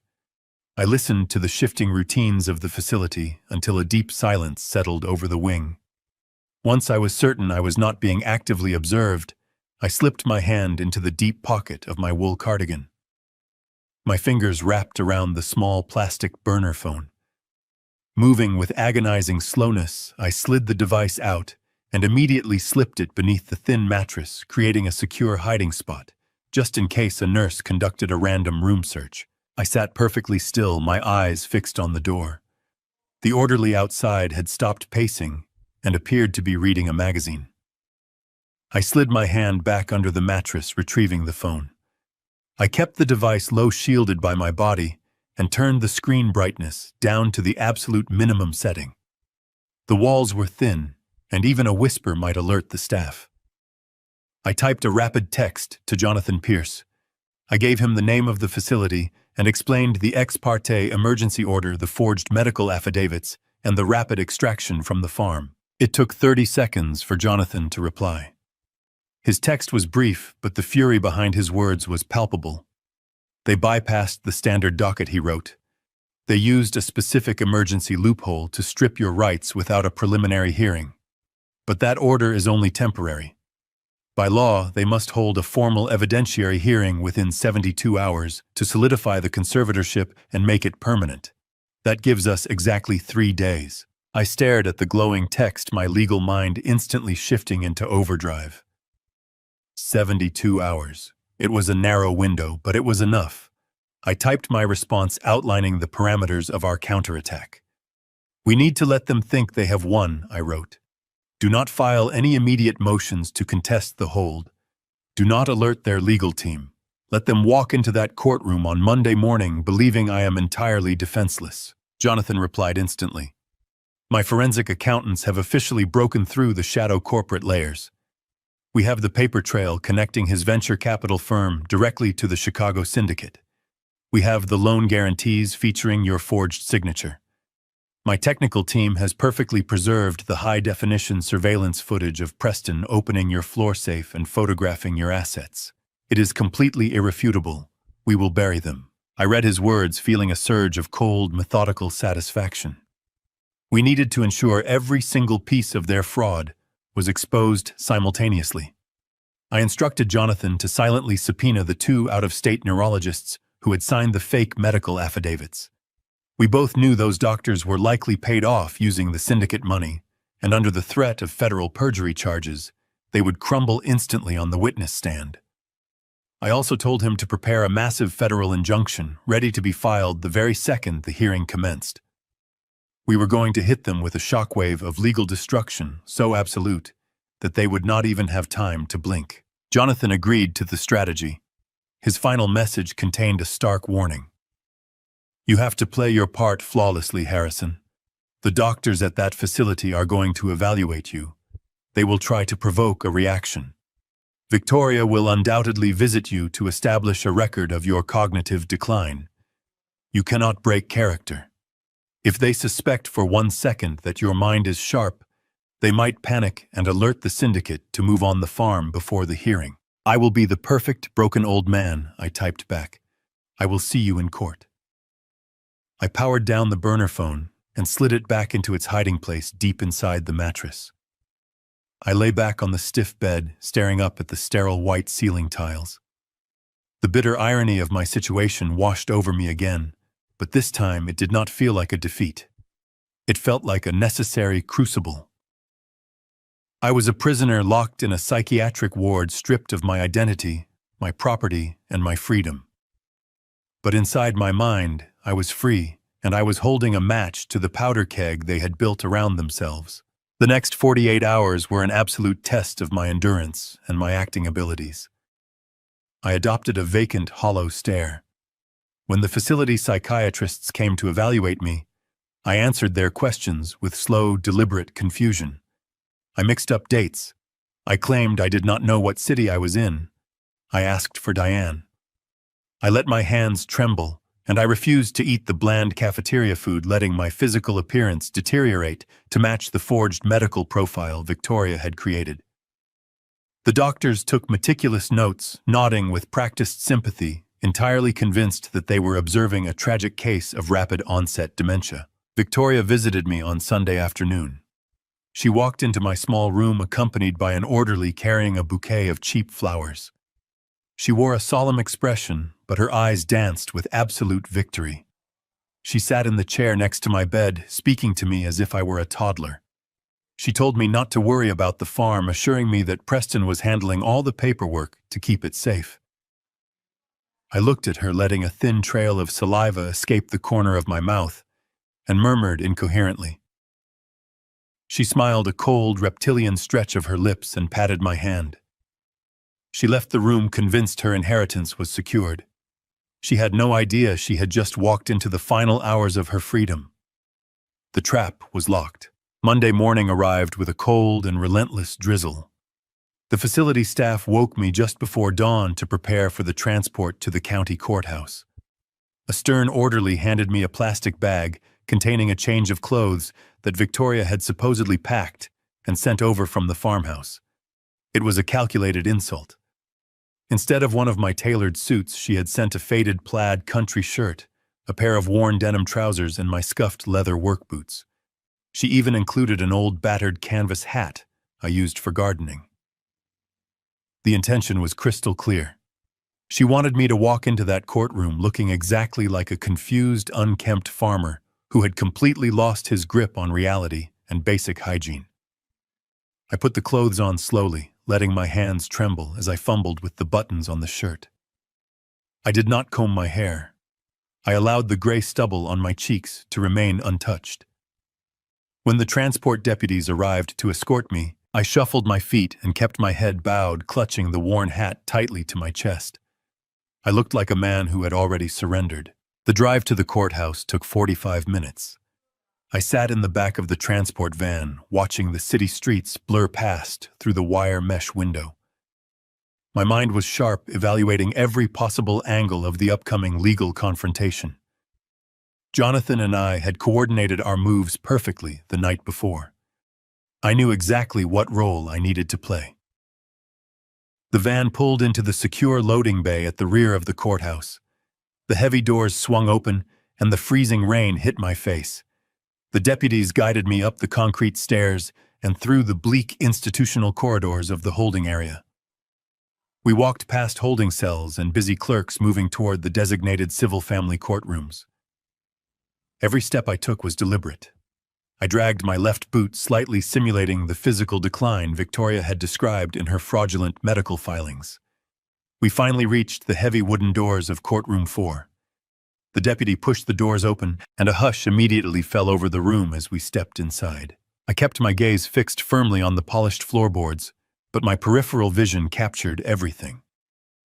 The courtroom was relatively empty, standard for closed conservatorship hearings. Sitting at the plaintiff table was Victoria, dressed in a conservative dark navy suit that screamed responsible daughter. Beside her sat Preston, wearing a tailored charcoal suit and a look of profound, practiced somberness.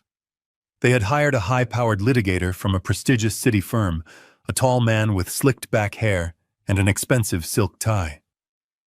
I was guided to the defense table. I sat down heavily, placing my worn hat on the table in front of me. I let my shoulders slump forward, resting my chin near my chest. I risked a brief upward glance. Victoria was looking at me. A subtle, incredibly cruel smirk played at the very corners of her mouth. It was the look of a predator watching a trapped animal breathe its last breath.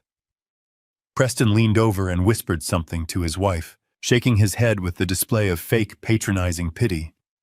They were entirely convinced that they had executed the perfect crime. The bailiff announced the arrival of the judge.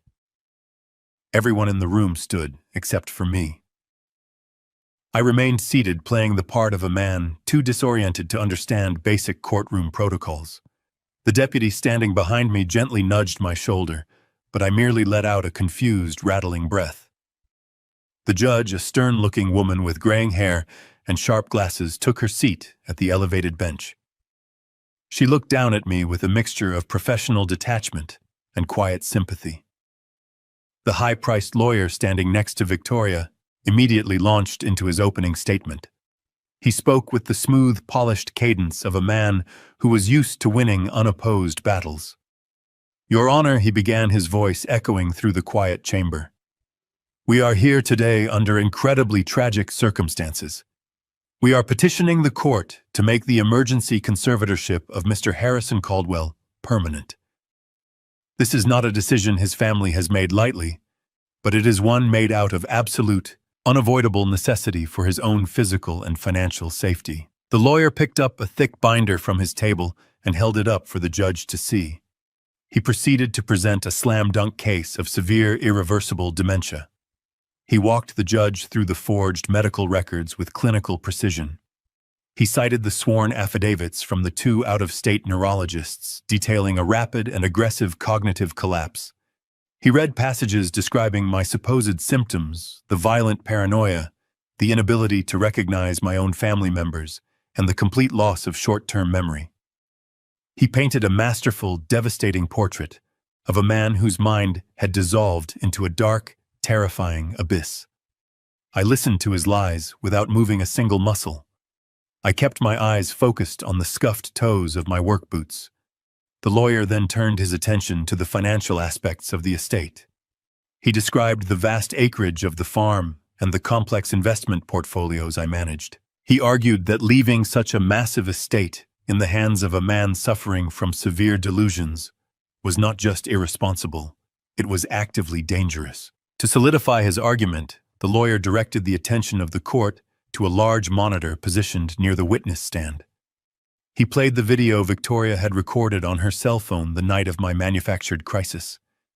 The screen lit up with the image of me standing barefoot in the freezing gravel, wearing thin pajamas, weeping openly, and screaming for my deceased wife. The audio of my pathetic, confused rambling filled the courtroom. It was incredibly difficult to watch myself in that state, even knowing it was a calculated performance. The judge watched the screen intently, her expression softening into profound sadness. The lawyer paused the video, letting the tragic image linger in the air. As you can clearly see, Your Honor, my client's father is a profound danger to himself. He wanders into freezing temperatures. He suffers from vivid hallucinations. He is entirely incapable of making rational decisions regarding his medical care or his extensive assets. We respectfully request that his daughter Victoria be granted full and permanent control over his estate to ensure his safety and preserve his legacy. The lawyer closed his heavy binder and stepped back, offering a solemn, respectful nod to the presiding judge. Victoria reached out and gently squeezed Preston's hand, wiping a single, meticulously manufactured tear from her cheek with a white tissue. The entire courtroom was completely silent. Everyone was waiting for me to react, to shout, to protest, or to cry out in helpless confusion. I remained absolutely motionless in my wooden chair. I kept my head bowed and my eyes locked onto the floorboards. I let them fully bathe in their false victory, waiting patiently for the ultimate legal trap to finally spring completely shut forever. The silence in courtroom 4 stretched for several long, agonizing moments. Judge Gregory Mitchell adjusted his heavy, dark-framed glasses and let out a quiet sigh. He looked down at the documents spread across his elevated bench, organizing the forged medical affidavits and the fraudulent financial assessments into a neat stack. I could hear the faint rustle of paper as he prepared to deliver his ruling. Victoria shifted in her seat, across the aisle, the fabric of her expensive navy suit rubbing against the polished wood of the plaintiff table. She let out another soft, manufactured sniffle, playing her part to the very end. The high-priced litigator standing beside her cleared his throat, adjusting his silk tie with an air of absolute confidence. He believed he was simply wrapping up a routine, unopposed conservatorship hearing. Judge Mitchell finally picked up his wooden gavel and cleared his throat to speak. "Mr. Caldwell," Judge Mitchell began, his voice carrying a tone of gentle, practiced authority designed to soothe those suffering from cognitive decline. "I know this process can be incredibly confusing and frightening. I need you to look at me, sir, so I can ensure you understand what is happening in this courtroom today." I kept my chin tucked against my chest for 3 full seconds. I wanted the anticipation to build. I wanted Victoria and Preston to feel the absolute peak of their false triumph before I shattered it into a million pieces. Slowly, deliberately, I raised my head. I let the slumped curve of my spine straighten. I placed my hands flat on the defense table, stopping the fabricated tremors instantly. I lifted my gaze and locked my eyes directly onto the man sitting behind the elevated mahogany bench. The transformation in Judge Gregory Mitchell was instantaneous and violently dramatic. The moment his eyes connected with mine, the professional, sympathetic expression completely melted from his face. All the color drained rapidly from his cheeks, leaving his skin the shade of old parchment. The heavy wooden gavel slipped from his trembling fingers, hitting the sound block with a dull, hollow clatter that echoed sharply through the silent room. He physically recoiled in his high-backed leather chair, pressing his shoulders against the upholstery as if an electric shock had just traveled through his spine. He reached up with a shaking hand and removed his glasses, blinking rapidly as if trying to clear an impossible illusion from his vision. His mouth opened, but no sound came out. The entire courtroom froze, entirely confused by the sudden, terrifying shift in the presiding judge. "My God," Judge Mitchell whispered, his voice incredibly thin and breathless. carrying across the silent chamber without the need for a microphone. Is it really him? The slick litigator representing my daughter frowned in deep confusion. He stepped forward, raising his hands in a placating gesture. Your Honor, the lawyer asked, his smooth cadence faltering for the very first time. Is everything all right? Do we need to call a medical professional for the respondent? Judge Mitchell did not even acknowledge the lawyer. His eyes remained permanently fixed on my face, widening with a profound mixture of absolute shock, immense respect, and palpable fear. He was not looking at a broken, unkempt farmer wearing a plaid shirt and scuffed boots. He was looking directly into the past. He was looking at the ghost of the man who had forged his entire career. Yes, Gregory, I said. My voice was no longer frail or confused. It resonated through the courtroom with the deep, commanding baritone I had perfected over 30 years of prosecuting the most dangerous criminals in the state. It has been a very long time. The sound of my true voice hit Victoria like a physical blow. I heard her gasp sharply, a sudden ragged intake of air that betrayed her instant panic. Preston stiffened in his chair, his posture snapping rigid as the confident smirk was wiped completely off his face. The high-priced lawyer whipped his head back and forth between the judge and me, thoroughly bewildered by the sudden authority radiating from the man he had just spent 20 minutes painting as a helpless, delusional vegetable. He opened his mouth to object, but Judge Mitchell held up a trembling hand to silence him. You are Harrison Caldwell, Judge Mitchell stated, leaning forward over the bench, ignoring every standard protocol of courtroom decorum. You are the Harrison Caldwell. The lawyer practically jumped in his expensive shoes. Yes, Your Honor, the lawyer interjected, his voice rising in panic. That is the respondent. We have clearly established his identity and his severe cognitive deterioration in the medical filings. Judge Mitchell snapped his gaze toward the lawyer, his eyes burning with a sudden, intense fury. Shut your mouth, counselor, the judge barked, his voice echoing like thunder. You have absolutely no idea who is sitting at that defense table. 30 years ago, I was a struggling, desperate law intern. I made a terrible mistake that nearly ended my career before it even started.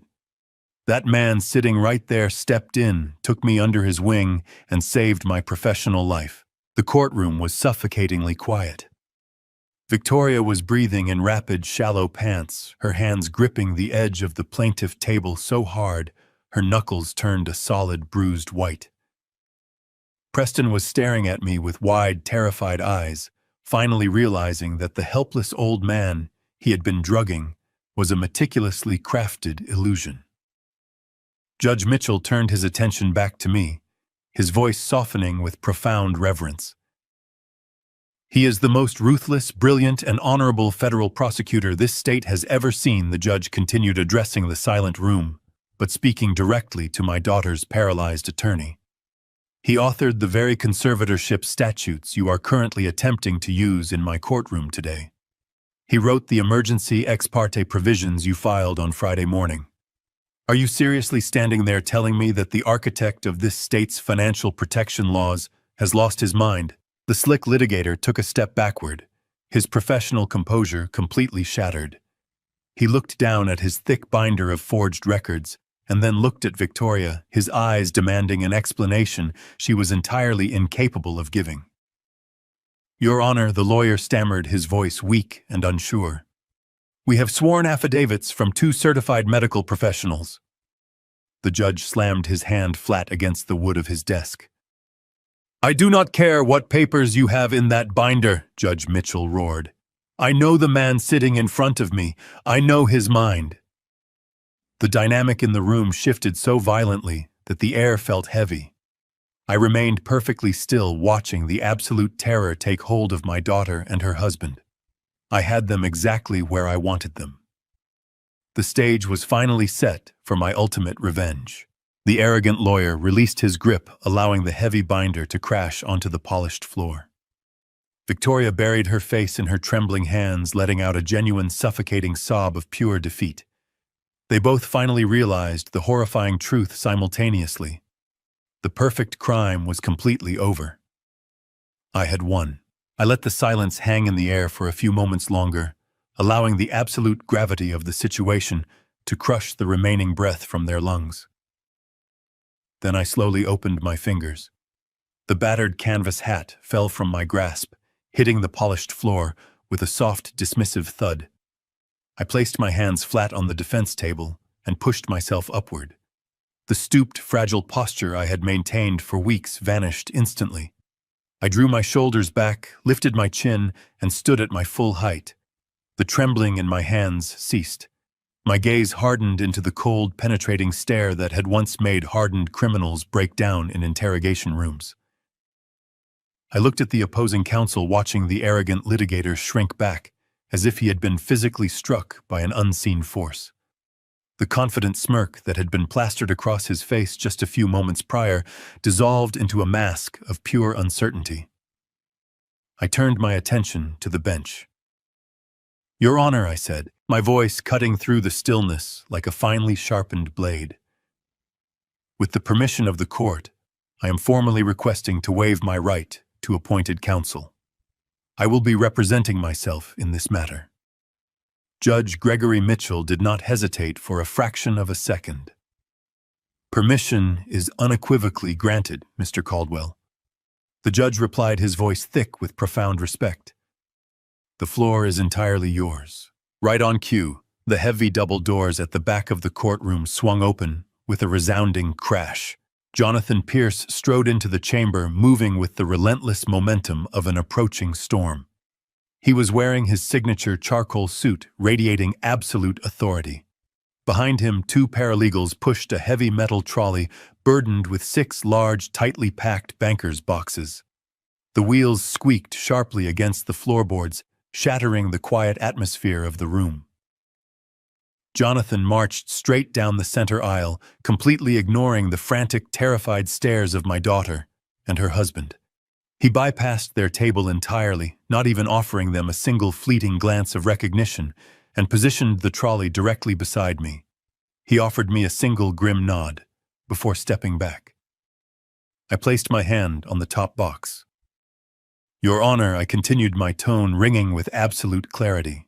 "The petition before you today is not a tragic plea for the protection of a deteriorating patriarch. It is the final desperate act of a highly coordinated criminal conspiracy. The petitioners are attempting to use this courtroom to finalize a $15 million fraud." I turned to look directly at Preston. His face was slick with a cold sweat. He looked like a man standing on the gallows. I reached into the first box and pulled out a thick stack of printed transcripts and financial records. "Opposing counsel has presented you with sworn medical affidavits detailing my supposed cognitive collapse," I stated, walking slowly toward the center of the room. "He claims 2 independent neurologists diagnosed me with late-stage chemical dementia." I placed the documents on the edge of the judge's bench. "What counsel does not know is that my legal team served federal subpoenas to both of those out-of-state doctors yesterday evening.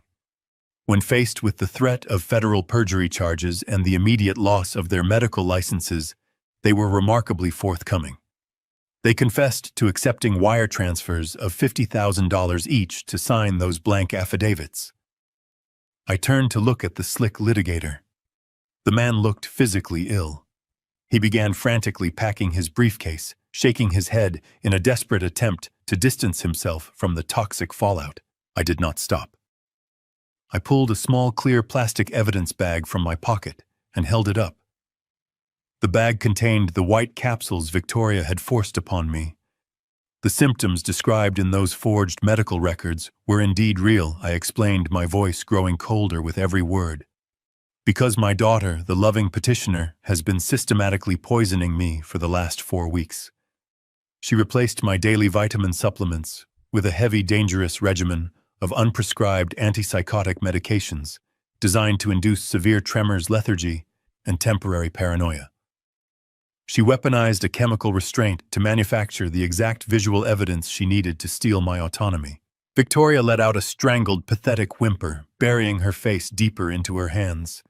But she was only half of the equation. I turned my full, terrifying focus onto Preston. He tried to look away, but I stepped closer to their table, forcing him to face me. The medical fraud was merely the key to unlock the vault. I told the court, my voice echoing off the high ceiling. The true motivation sits at the plaintiff table. Preston has projected the image of a highly successful venture capitalist. In reality, his firm is a bankrupt shell. He has not made a profitable investment in 4 years. He is currently $15 million in debt to an illicit shadow banking syndicate operating out of Chicago, a violent organization that does not accept apologies for late payments. I walked back to the trolley and pulled out a tablet, connecting it to the courtroom monitors. To save his own life, he needed collateral. He needed my farm, my acreage, and my financial portfolios. When he could not convince me to sign them over, he stole the key to my floor safe. The courtroom screens flickered to life. The crystal-clear, high-definition surveillance footage began to play. Every single eye in the room watched Preston creep into my study. They watched him roll back the heavy Persian rug, open the hidden safe, and meticulously photograph my private deeds and bearer bonds. The silence was absolute as the digital proof of his undeniable felony infiltration played out for the silent judge. He used these photographs to forge my signature on multiple loan guarantee documents. I stated, my voice echoing over the undeniable video evidence. He pledged my entire estate to a criminal syndicate to cover his shadow debt. The emergency conservatorship filed on Friday was his desperate attempt to finalize the legal transfer of those assets before I could sign the farm over to a state charity. He was not protecting me. He was feeding me to the wolves to save himself. The arrogant litigator finally snapped his briefcase shut, abandoned his clients at the table, and literally sprinted toward the heavy wooden doors at the back of the chamber. He wanted absolutely nothing to do with the incredibly monumental criminal conspiracy I had just systematically ripped wide open. Victoria was hyperventilating, clawing at the collar of her expensive navy suit, unable to escape the crushing weight of her imminent destruction. Preston sat completely frozen in his chair, his eyes hollow and vacant, as he stared at the damning surveillance footage looping on the screens. They were completely broken, trapped in a nightmare of their own making. I turned back to face the elevated bench, looking directly at Judge Gregory Mitchell. I am not a helpless old man, Your Honor. I am Harrison Caldwell, and I am filing formal criminal charges against the two of them right here today. I reached into the second banker box Jonathan had placed beside me, withdrawing a thick blue evidentiary folder. I opened it and extracted a certified laboratory document, holding it up so the judge could clearly see the embossed seal. Your Honor, I stated, my voice steady and unwavering. The medical affidavits opposing counsel submitted rely on symptoms I actively exhibited over the past month. However, those symptoms were not the result of cognitive decay. They were chemically induced. I am submitting into evidence a comprehensive independent toxicology report. 4 days before they dragged me from my home, my attorney arranged for a covert blood and hair follicle analysis.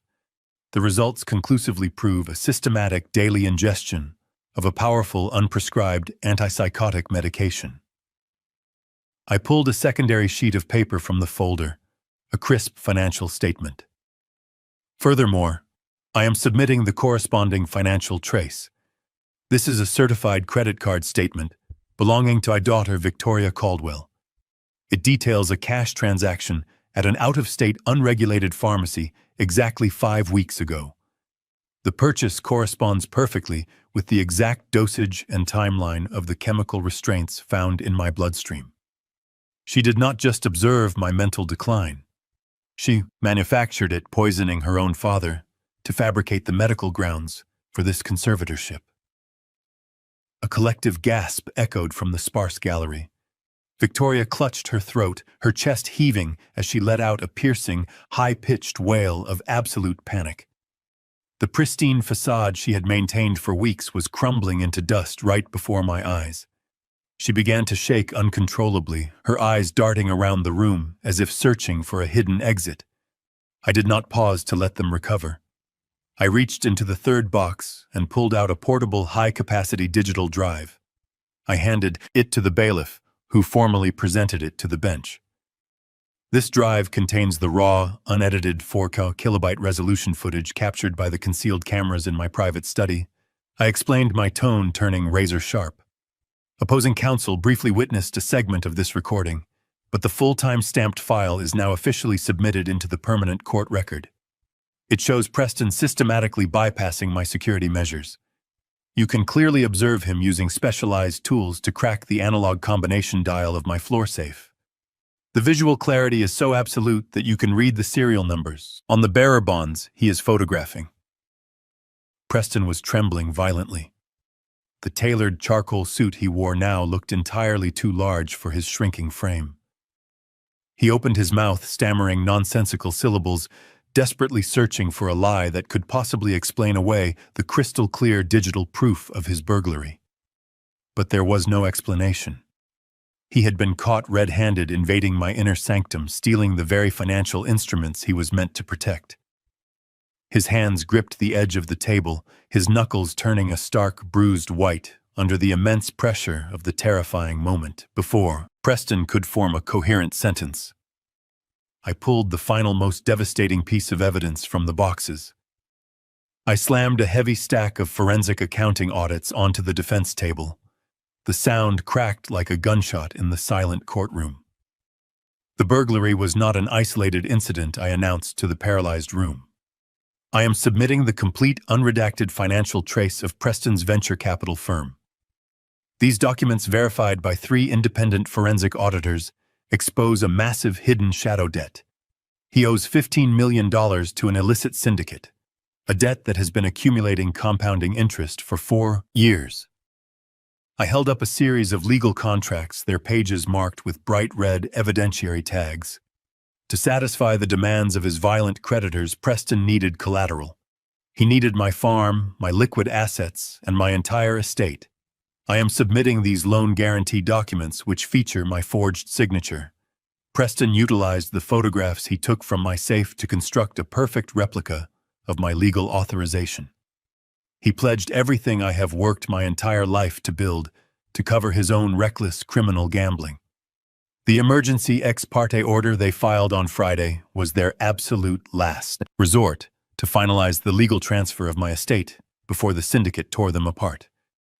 They needed me declared legally incompetent, so I could not contest the fraudulent transfers that were scheduled to execute this very afternoon.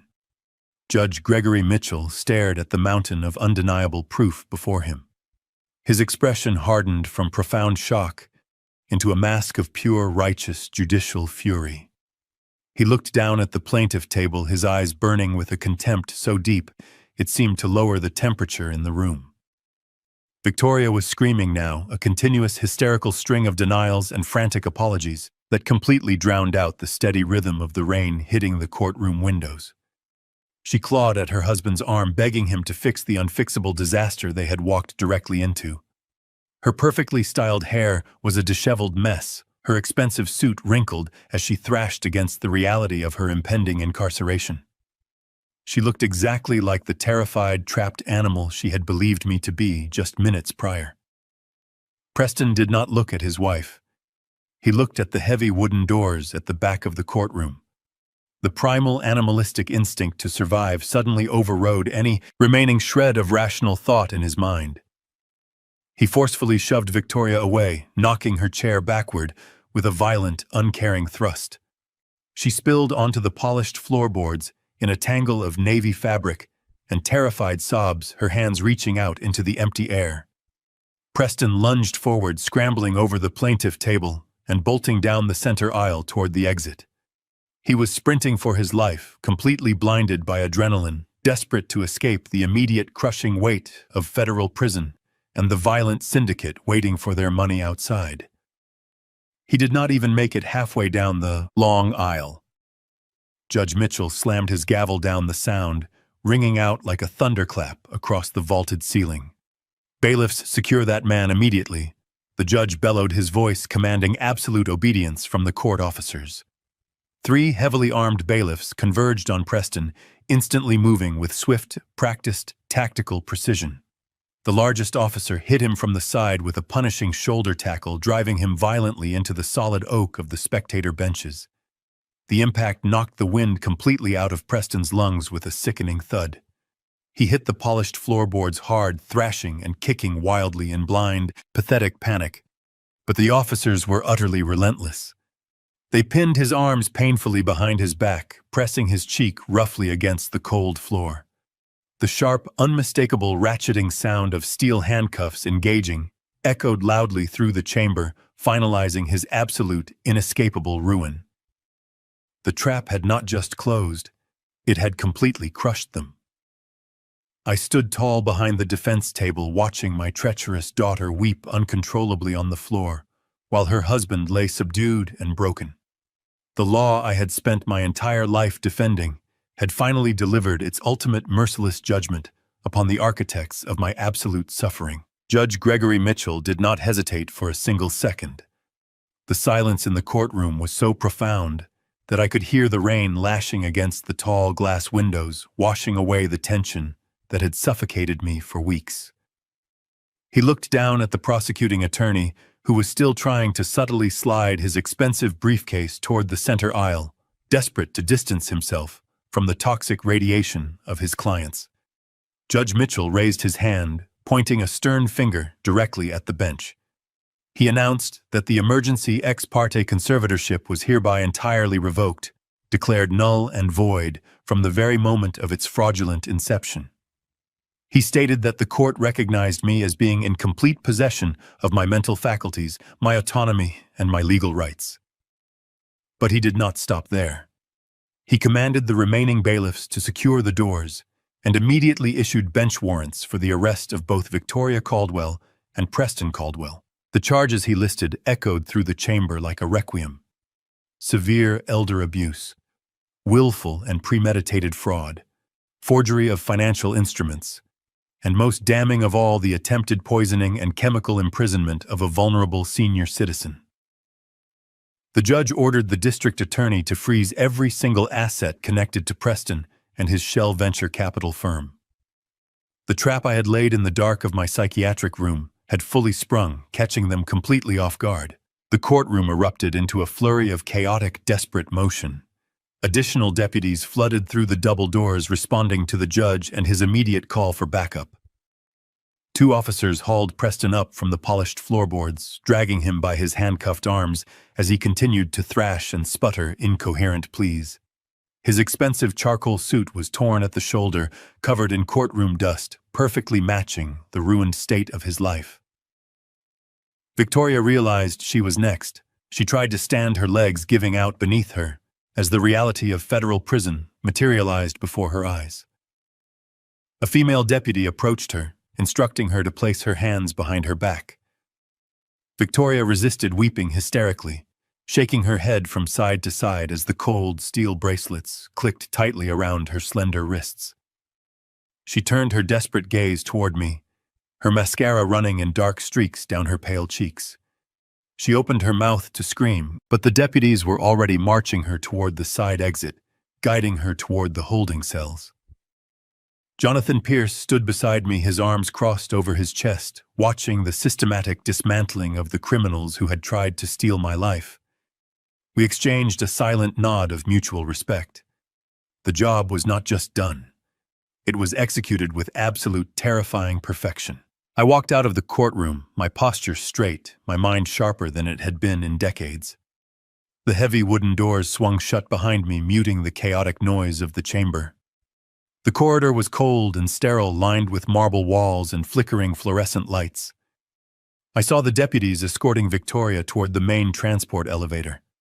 When she saw me step into the hallway, a new wave of frantic energy overtook her. She fought against the grip of the officers, using all her remaining strength to pull away from them. She threw her body forward, dropping heavily to her knees on the hard marble floor, directly in my path. The deputies tried to pull her up, but she went entirely limp, wrapping her handcuffed arms around my scuffed leather work boots. She sobbed, a loud guttural sound of sheer panic and complete defeat. "Dad, Please, she screamed, her voice echoing down the long, empty corridor. You have to stop this. You cannot let them take me away. I am your daughter. I am your blood. Please, I am begging you. I looked down at the woman weeping at my feet. I saw the same face I had kissed when she was a child, the same eyes that had smiled at me across the dinner table for 30 years. But I also saw the monster who had slipped unprescribed antipsychotic pills into my evening tea. I saw the predator who had whispered cruel, triumphant words into my ear as I was loaded into the back of a psychiatric transport van. I felt absolutely no pity. My heart was a stone fortress completely impervious to the tears of a traitor. I did not bend down to comfort her. I did not raise my voice. I spoke with a quiet, lethal calm that cut straight through her hysterical wails. You bled that out of yourself the day you put poison in my cup. I said, my voice steady and devoid of any human emotion. I stepped backward, pulling my scuffed boots entirely out of her grasp. I turned my back on her and walked away down the corridor, the rhythmic thud of my boots echoing against the marble. I did not look back, not even once, as her screams faded behind the heavy steel doors of the transport elevator. The justice system moved with remarkable speed when motivated by undeniable high-definition evidence and the righteous anger of a furious judge. Within 6 months, the legal proceedings concluded with devastating finality. Preston Caldwell was found guilty on multiple federal charges of wire fraud, grand larceny, and conspiracy. The shadow banking syndicate he was indebted to was simultaneously dismantled by federal authorities using the forensic accounting trails Jonathan Pierce had painstakingly provided. Preston was sentenced to 15 consecutive years in a maximum security federal penitentiary. He lost his firm, his reputation, and his freedom, trading his tailored suits for a uniform of standard institutional orange. Victoria faced an equally severe reckoning. The medical fraud and elder abuse charges stripped her of her pristine social standing and her accumulated wealth. She lost her license to practice any form of business management in the state. She was handed a lengthy sentence in a state correctional facility entirely isolated from the luxury and privilege she had betrayed her own father to secure. Their greed had been their absolute undoing, a poison far more potent than anything they had slipped into my drink. With my enemies behind bars, I returned to the sanctuary of my farm. I worked closely with Jonathan Pierce to successfully establish a massive bulletproof legal trust. I transferred the vast majority of my financial portfolio and the deed to the farm into this protected entity.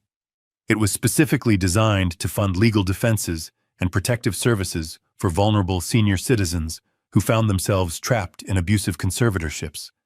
I ensured that the exact laws I had written would never again be weaponized against the innocent. It was a crisp morning in early November. The sun was just beginning to rise over the rolling hills of the property, casting long golden shadows across the frost-covered grass. I walked out onto the wooden planks of my back porch. I held a steaming mug of black coffee in my hand. The farm was completely quiet save for the chirping of the morning birds. I stood there alone, breathing in the crisp air finally and completely at peace. Betrayal often wears the familiar face of those we trust the most, hiding greed behind a manufactured mask of false concern. We spend our lives building a legacy to protect our children, only to realize that true security does not lie in the vast wealth we accumulate, but in the strict boundaries we have the courage to enforce. Forgiveness is a virtue, but absolute accountability is a necessity. Never mistake a person's quiet patience for weakness. An old lion may rest in the shade, but his teeth remain sharp, and the truth will always burn away the shadows of deceit. If this story kept you on the edge of your seat, hit that subscribe button right now. Share your thoughts in the comments. How would you have handled Victoria and Preston?